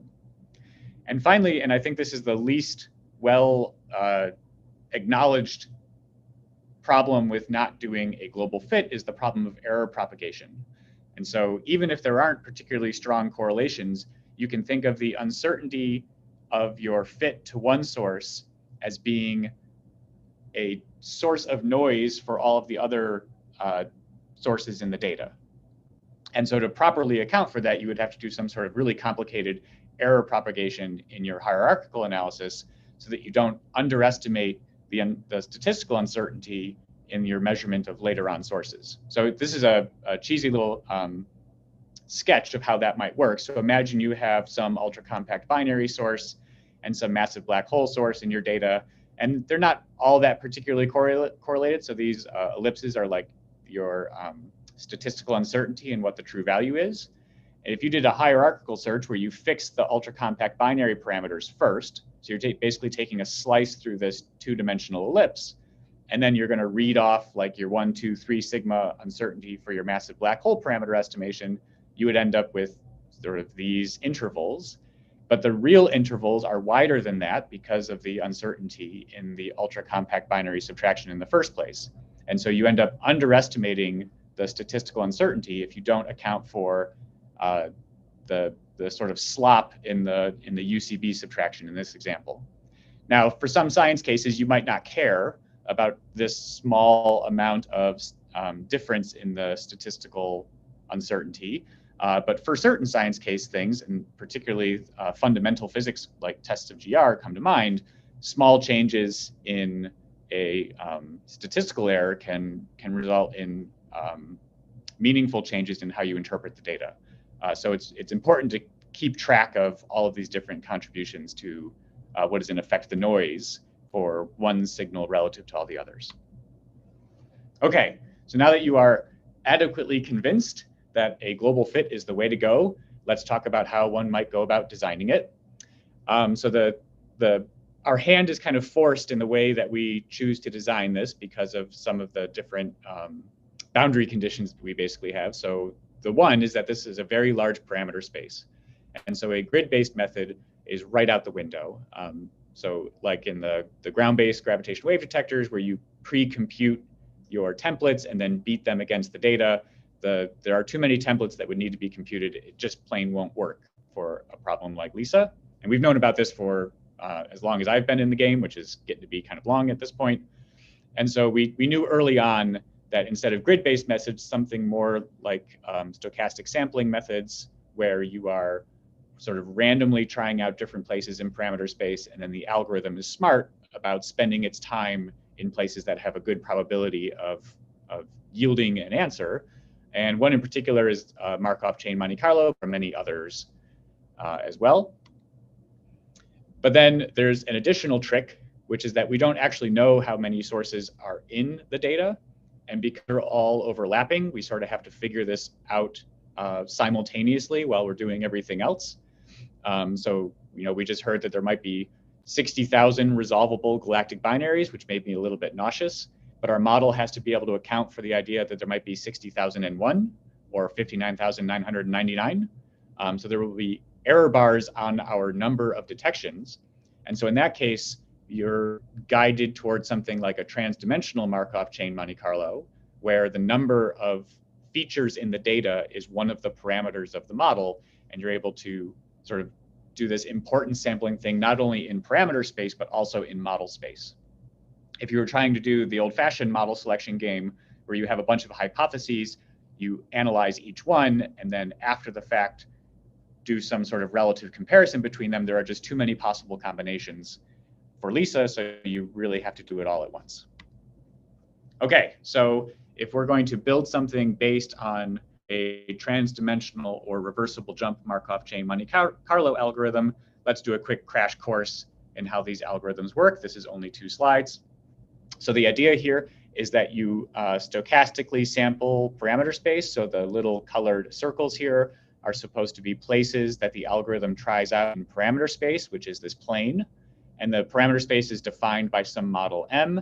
And the rules for how you sample this parameter space are governed by Bayes' theorem, written here in the context of doing some parameter estimation where your parameters are X. So the outcome of this would be the posterior distribution function. So this is like your parameter estimation of your parameters X, given you've measured some data and you have some model for describing that data. And that's made in the usual way, using a likelihood, a prior, and then this normalization, which tells you about the likelihood that you have the right model in the first place. And so you randomly move about through parameter space. And there are nice theorems that say that these types of algorithms converge typically faster than grid-based approaches. And that advantage grows very quickly as parameter space gets very, very large, because the algorithm basically doesn't waste its time evaluating places in the grid that have very, very poor probability. And if you set things up correctly, it's a one-stop shop for all the things that you might want to do. So that includes finding the sources in the first place, doing the parameter estimation or characterization, and then coming up with some measure of how confident you are in detection. So these 3 different steps are sort of balkanized in the ground-based analysis world as being almost entirely different pipelines that just pass information back and forth. But these types of algorithms can be built to just do it all at once for you. And then the novelty of the reversible jump Markov chain is then you are also able to transition between different models. So in this case, is it 1 source or 2 sources? And those transitions are governed by all the same probability rules. So at the end of the day, you get a proper measure of how likely one model is versus another. So how likely is it that there were 2 sources in this data set instead of 1, or 60,000 instead of 60,001? Okay, that's everything you need to know about Markov chain Monte Carlos. And now you might be thinking, well, that sounds good on paper, but it will never, ever converge because the parameter space is so large. You would have to start doing the analysis now, and maybe at the end of the universe, the computer would be done with it. So how is this ever going to work in practice? So the trick that we are using to make this work in practice is a subset of the world of Markov chain Monte Carlo algorithms called blocked Gibbs samplers. A blocked Gibbs sampler is one where you block together different parameters and sample only over the parameters in a particular block, holding all of the others fixed. So in this case, let's say we have 2 parameters, A and B. In my blocked Gibbs sampler, I will at first hold A fixed at some value, and then just let the algorithm sample in B. And then after you do that for a while, you then hold the wherever you ended up in in B fixed and sample over A. And you just keep repeating this process. And eventually you can see that you will have sampled this entire distribution despite this large correlation between the two parameters, but sampling over just one parameter type at a time. Now, eventually is a loaded word here. You will eventually converge, but blocked Gibbs samplers naively converge rather miserably when the blocks of parameters are highly correlated. So if you know in your parameter space that you have large correlations between certain sets of parameters, those are the ones that you want to block together and do all of their updates together. Fortunately, as I sort of waved my hands about before, the correlations between individual source types are not all that large. They're large enough and there are enough of them that you can't totally ignore it and do things completely independently, but they're small enough that you don't have to really worry about updating, for example, your ultra-compact binary parameters at the same time as you're updating your massive black hole parameters. And so the convergence of a blocked Gibbs sampler, in this case, which is blocked up by source type, is probably not too bad. And we got to put our money where our mouth is and actually try it out. But in general, we think that these correlations aren't too bad, and this will be a fine scheme. So that is really encouraging because it allows you to develop the sampling techniques for the different blocks independently. So you can have one group going off and working on making the best ultra-compact binary sampler on the planet, and you can have another group working on the best massive black hole sampler on the planet. And as long as we agree on how these different samplers are going to share information and then have some sort of top level part of the analysis that's going to orchestrate which sampler is doing which updates at which point, then it's a manageable problem.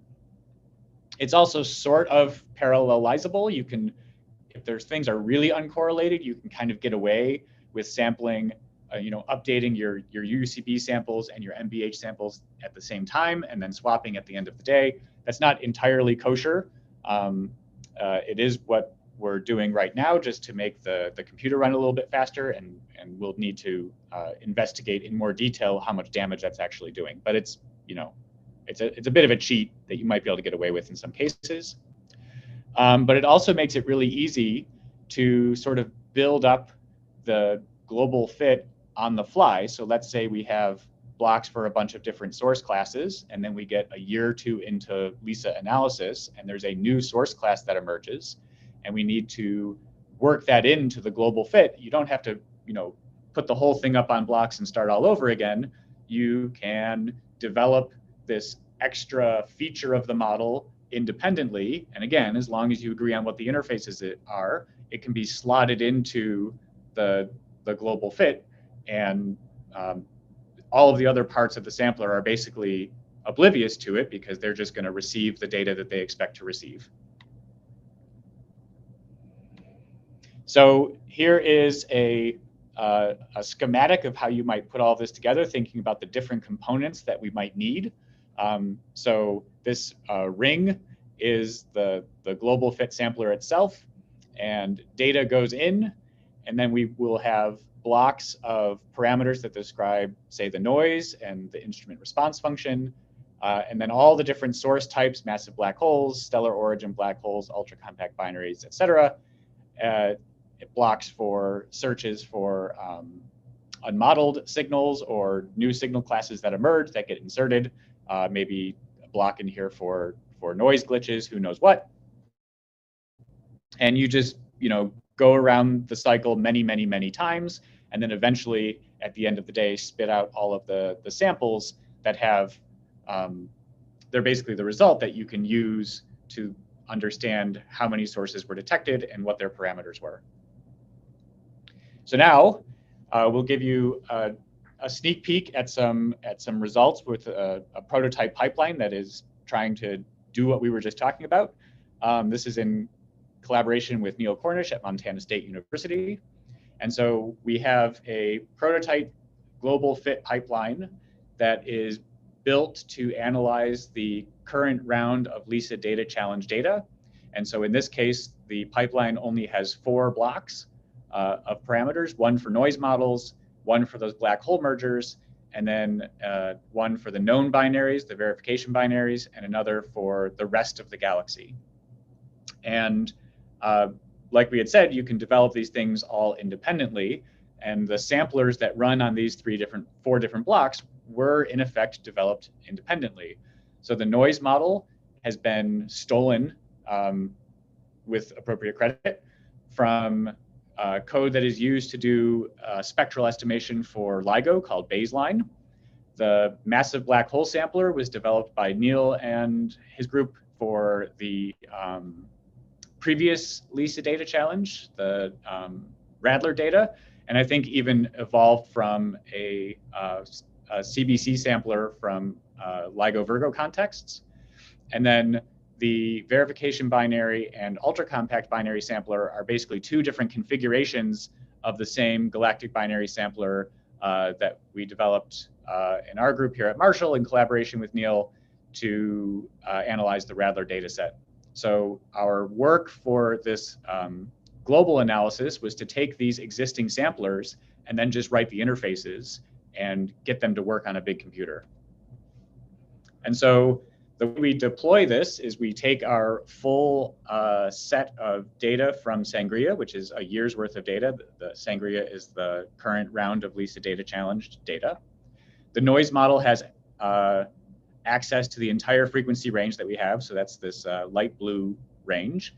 The massive black holes cover a narrower spectral range, but it's still rather large. So each of the massive black holes in the model has its own sort of band that it's analyzing. And then to deal with the tens of thousands of resolvable ultra-compact binaries, we take the frequency range of the data and just chop it up into a lot of narrow frequency segments.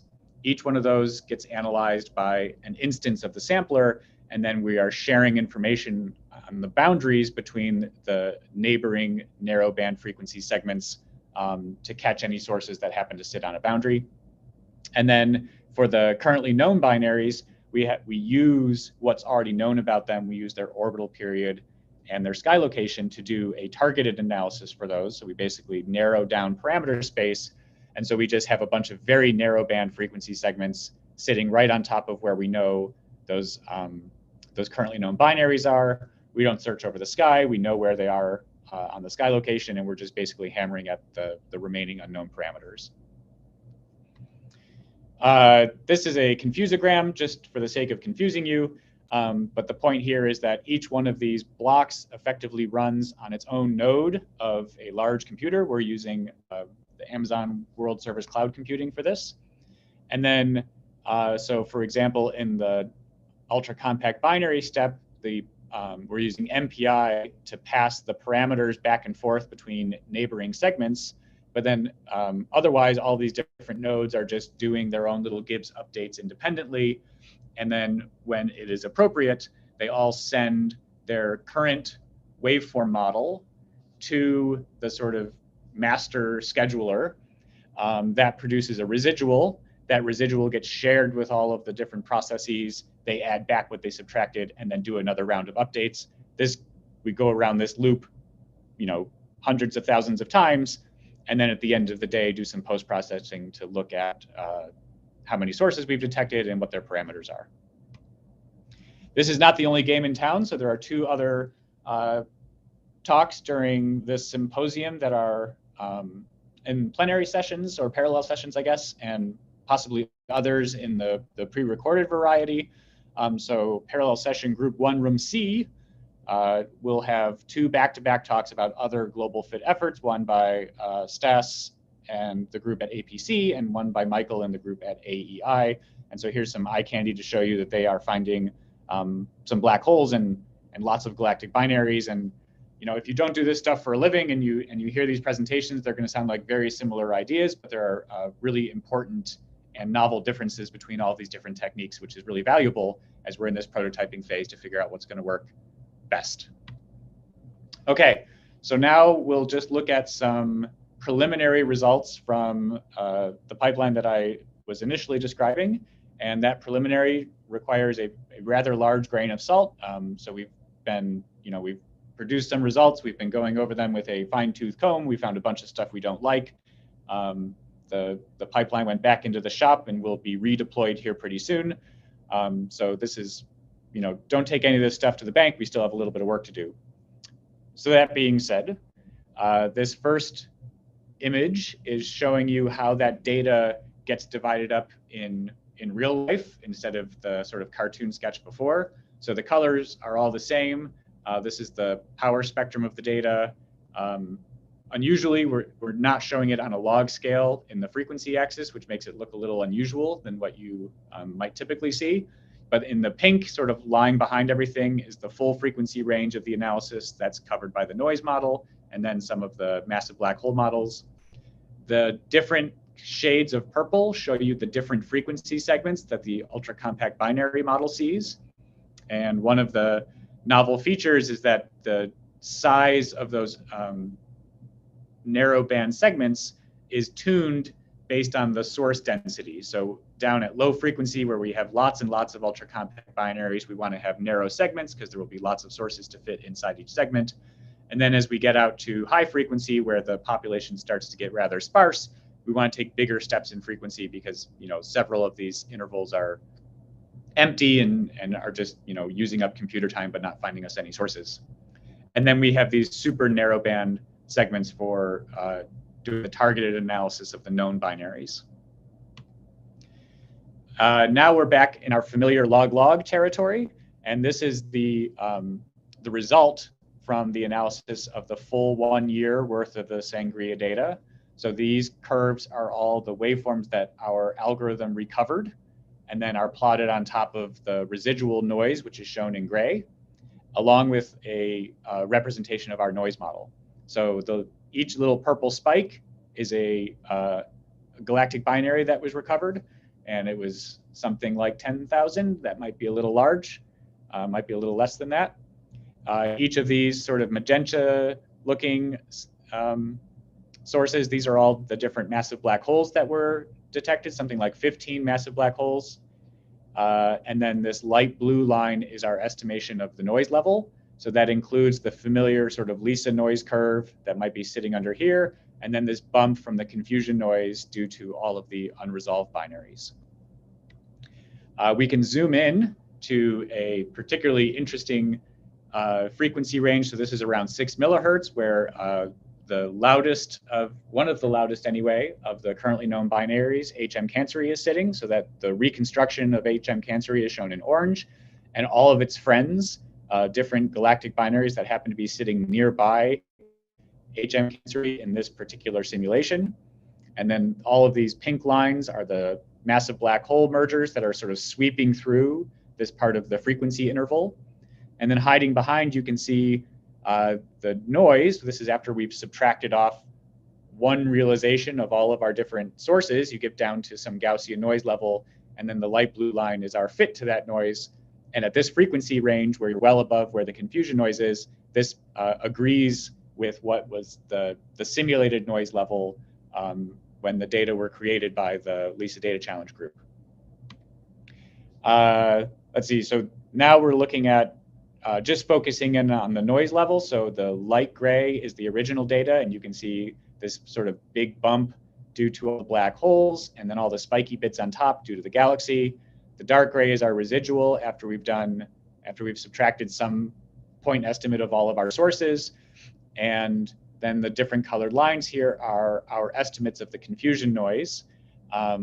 There are some pathologies here, which are some of the reasons that we went back to work on this a little more. So we have like these kinks in the noise reconstruction and a few residual spikes left over in the galaxy, which we shouldn't have. And so that motivated us to go and reconsider what we were doing for our noise model and discover some convergence problems in our galaxy sampler that we have since improved. So this is sort of the part you have to take with the grain of salt. But things are looking up. So we'll be back in 2 years with results that you can take to the bank. And then I want to talk about some interesting results. And again, all of this is preliminary. But in particular, you can, this massive black hole sampler that we're using in our global fit has another application which is designed for like a low latency analysis. And I think there's a paper out there describing the black hole application as a low latency pipeline. If not, it's in the works. And what you can do is you can compare the low latency version that is basically whitening the galaxy instead of fitting and subtracting it. So treating all of the galactic binaries like spectral lines in LIGO Virgo data, for example. You can compare the parameter estimation for that low latency analysis to the parameter estimation you get from the global fit for the same black hole merger. And so here, these are the 2D posterior distributions in the intrinsic parameters, so in the component masses and in the spins for these black holes in the Sangria data. The purple distributions are what we get from the global fit analysis, and the orange distributions are what we get from the low latency analysis. And then the X marks the spot, so where these dashed lines cross, those are the true values for these parameters. And so the takeaway here is that here is, an explicit example of where you see some biases in the recovery of the intrinsic parameters, the ones that we're most sensitive to because they're encoded in the phase of the binary, depending on whether or not you do a global fit or just sort of hack your way through in a low latency setting. These biases would matter if you were trying to do some fundamental physics or if you had a really precise sort of population level measurement you want. But if I show you the same plot, which I didn't include foolishly, of things like the sky location, they agree with each other much better. So the low latency application here works well enough for the things that you really care about in low latency. If you're doing EM follow-up, you don't care if it's 1.02 or 1.00 times 10 to the 6 solar masses. But for the later on, more detailed, more precise science objectives, these differences matter. We can also look at what happens with our known binaries. So here is an example. This is, again, one of the loudest of the already known binaries, HPLib. And when we do our global analysis, we can analyze the data, imagining its actual LISA operations, and sort of analyze the data as we get it. So we do a 3-month analysis, and then 6, and then 12. And we can watch how our parameter estimation of this particular source improves as we have longer integration times. And the 2 parameters that are probably most useful for these known binaries are the gravitational-wave amplitude, which is going to encode the chirp mass if someone like Gaia can give us a really good distance estimate. And then the inclination, which will help break degeneracies in things that are observed electromagnetically. It's not always this clean. So some of the quote-unquote verification binaries require long integration times before they reach a detectable signal-to-noise ratio. So this is the secret code of one of the verification binaries in the LISA Data Challenge data. I believe it's one of the ultra-compact X-ray binaries that's in the LISA band, but don't quote me on that. But what you can see is at 3 months, the posterior is really ratty looking. It's basically just filling up this space, which is effectively the prior that we have on the amplitude and inclination parameters. After 6 months, you're starting to get a sense of where it is. So you can see that sort of darker green contour at the sort of 2 sigma level, but at the, or I guess that's the 1 sigma level, but at the 2 sigma level, you're still basically filling up the parameter space, the prior volume. And so it's sort of a marginal detection at that point.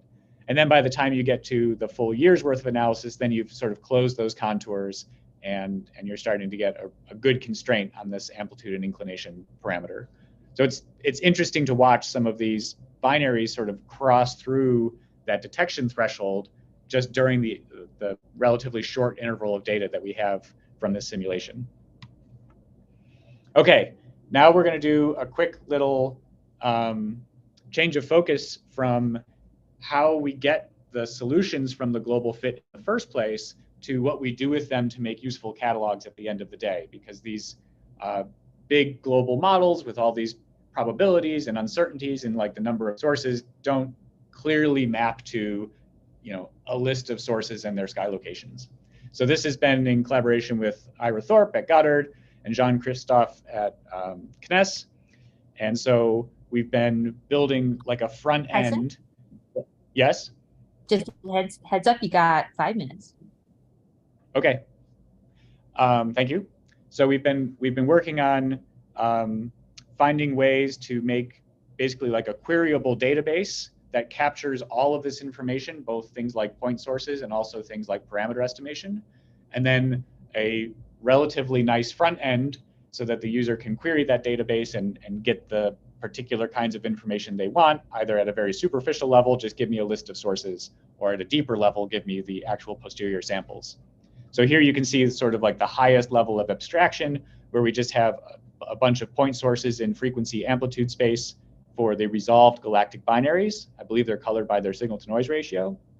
And then over here, we have point estimates and error bars for the component masses of the massive black holes in the catalog. Now don't at me. I know that having just error bars in M1, M2 space is misleading because those are highly correlated parameters. And so then you can dig deeper into the catalog and get the contours in M1, M2 space if you'd like. And here they are also shown with the distance to the binary. And then you can, it's choose your own adventure at this point, and you keep reaching further and further into sort of lower level data products to get all the way down to the raw posterior samples, correlated with all the other sources if you want, and then do your own filtering. You can't talk about catalogs without talking about sky maps. Everyone loves sky maps. And so here is, again, these, there are some sort of simple Python couple of lines of code to make a joint sky map of everything that we've seen in the catalog. So this is in galactic coordinates, and it's the joint posterior from all of the galactic binaries. So this gets me really fired up. You can see the galactic plane is a little bit brighter than everything else. You see a really bright bulge here. So there are lots of posterior weight. There are lots of sources in the bulge. And then you can see individual little light colored blobs here. So those are well-resolved binaries that are basically all of their posterior probability is dumped into a small part of the sky. So these are the kind of places that you might want to go do some EM follow-up to see if you can't find a counterpart. Of course, we can do better than just staring at colorful sky maps. And so we have query tools where you can go through the catalog and say, give me all of the binaries that are resolved to within 100 square degrees. And you'll get a bunch of 2 sigma ellipses showing you where all of those binaries are. And then you could make extra cuts on there. You could say, I want high galactic latitudes. I want them to all be eclipsing, or at least have high enough inclination that I think they might be eclipsing, and further cut down the number of targets that you might want to do your follow-up. So that's pretty exciting. But then the flip side of that is, let's say you have some region on the sky where something weird is happening, some diffuse X-ray source or what, and you can then query the catalog and say, give me everything that might be consistent with that sky location.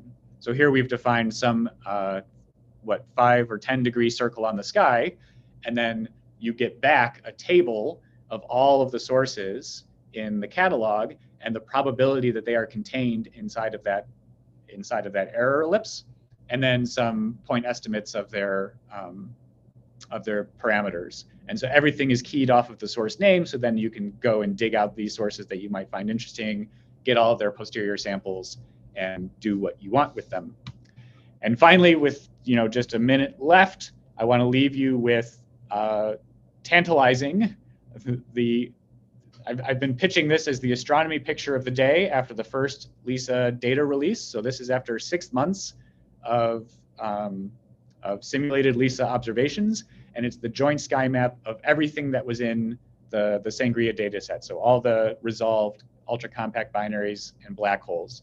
So that the light blue ellipses are the galactic binaries constrained to within 100 square degrees. Then the yellow diffuse blob in the background is all of the other binaries that are just added up like we had done with that previous very colorful sky map. Now we've added the 1 and 2 sigma contours for the massive black holes that were found in that first 6 months of data. And then the pink stars are the locations of the known verification binaries that were included in the analysis as well. And so this is only after 6 months, and we already have a nice full gravitational wave sky, and that will just get better the longer and longer LISA goes. All right, that's it for me. Maybe there are a few questions that I would love to answer. Yes, thank you so much. You have several questions. Folks were really very interested in this topic. And so I bet we're going to get a lot of uptake at the data analysis workshop following this session. But first, let's go to some of the questions. I'm going to ask, first one is, can you give us an example of a correlated source? So I can't, off the top of my head, give you an example of a correlated source, but I think this is a nice demonstration of how all those itty-bitty correlations become like a death by 1,000 cuts, right? So if I were to take an individual ultra-compact binary and an individual massive black hole merger and look at correlations from them, they would appear completely negligible.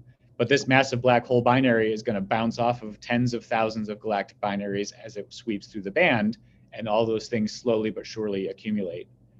Within the catalog of the ultra-compact binaries, you can definitely find individual sources that are highly correlated with one another. And we do have some sort of like metadata products that come out of our analysis where you can look at those correlations. I don't have a plot handy, but stay tuned because stuff like that will show up in the paper. All righty, thank you. It turns out Neil has been helping answer some of these questions, so I'm going to answer the ones that he hasn't touched, and they're quite awesome. How do you deal with the multiple modes in the parameter space in RJ MCMC? Can you use parallel tempering in this case as well? Yeah, so I am a firm believer that if you're not using parallel tempering, you'd better use parallel tempering. And so quick summary, parallel tempering is when you run several Markov chains in parallel. That's the parallel part. And the tempering part is that each one sees an effectively softened likelihood surface. So you temper the likelihood surface, you sort of melt the likelihood so it's easier to move from one mode to the other and to run uphill. And by having all of these chains in parallel and then exchanging the state of the chain, you still satisfy all of the statistical requirements to have a nice healthy Markov chain at the end of the day. So parallel tempering works with transdimensional samplers as well. So we have many samplers running. And in fact, a lot of our between model moves in our sampler are coming from the hotter parallel chains sort of finding a good solution and passing it up, and not necessarily the samplers themselves. But that being said, you cannot solely rely on parallel tempering. It requires a lot of ingenuity to study where the different modes are. So if you're in a particular place in parameter space, to have some reasonable understanding of where other places in parameter space might be good likelihood, and then to design proposals that hop between them. So while these methods are sort of guaranteed to converge, the convergence is really, really slow unless you put in a lot of human input. There are samplers out there that are designed to use as little of that sort of domain knowledge as possible, but for a parameter space this large, and in particular for a parameter space this large that's also exchanging between models, my guess would be it's going to take a lot of tuning to make sure that things are sampling efficiently. And so that's the name of the game right now, is to improve that sampling by coming up with better tunings. Perfect, thank you. Next question, we've got 2 questions that are about the same thing, which is, does it matter the order in which you try to fit, let's say, massive black holes versus galactic binaries? Should you try all configurations, or is there a better way to do it? So my answer to that is it had better not matter, because as you go around this loop, the whole idea here is that things converge to a stationary state. And so if it's not a stationary state if it knows how it started. And so there might be efficiencies to be had if you fit, if the first step of your chain is your massive black hole step. But after several iterations through the loop, you had better have lost all knowledge of how it started, or else it's not, you're not getting the statistics out of the chain that you think you are. So I think it's, if one wants to go off and design one of these things, one should think about having an algorithm that is oblivious to the initial conditions, because that tells you that your sampling is really, really working. Got it. Thank you so much. Actually, we have no more time for the millions of questions that are still left in the Q&A. So I am going to leave them to you, Tyson, to answer in chat. But I want to thank all the speakers for a super awesome plenary session. I was really interested in all the talks, and you could see that folks were interested in them as well too. Let's give everybody a hand. Hands, excellent. Okay, next thing, we're gonna take a quick break, and for those of you who don't want to go to the LBC workshop, you've got a break at the end of the day. But for those of you who do want to work on the LISA Data Challenge workshop, the link for registration is in the program, and we will join back in about 10 minutes. And tomorrow we are going to be on the later time schedule. So we'll see you all at a slightly later time tomorrow. Again, thank you to the speakers, and thank you, holy cow, to the folks behind the scenes who made this all work. So big round of applause to Alistair and crew. The crew that I saw behind and that were nameless were awesome. Thank you so much. I'll hush. Thank you, Alistair, Kelly. you want to say anything? Yeah, I just thank you all the speakers and the chairs, and thank you, Kelly, for playing a game of hide and seek chair. I think you've answered every session from a different location so far. So thank you all, and I hope that see you all either later or tomorrow.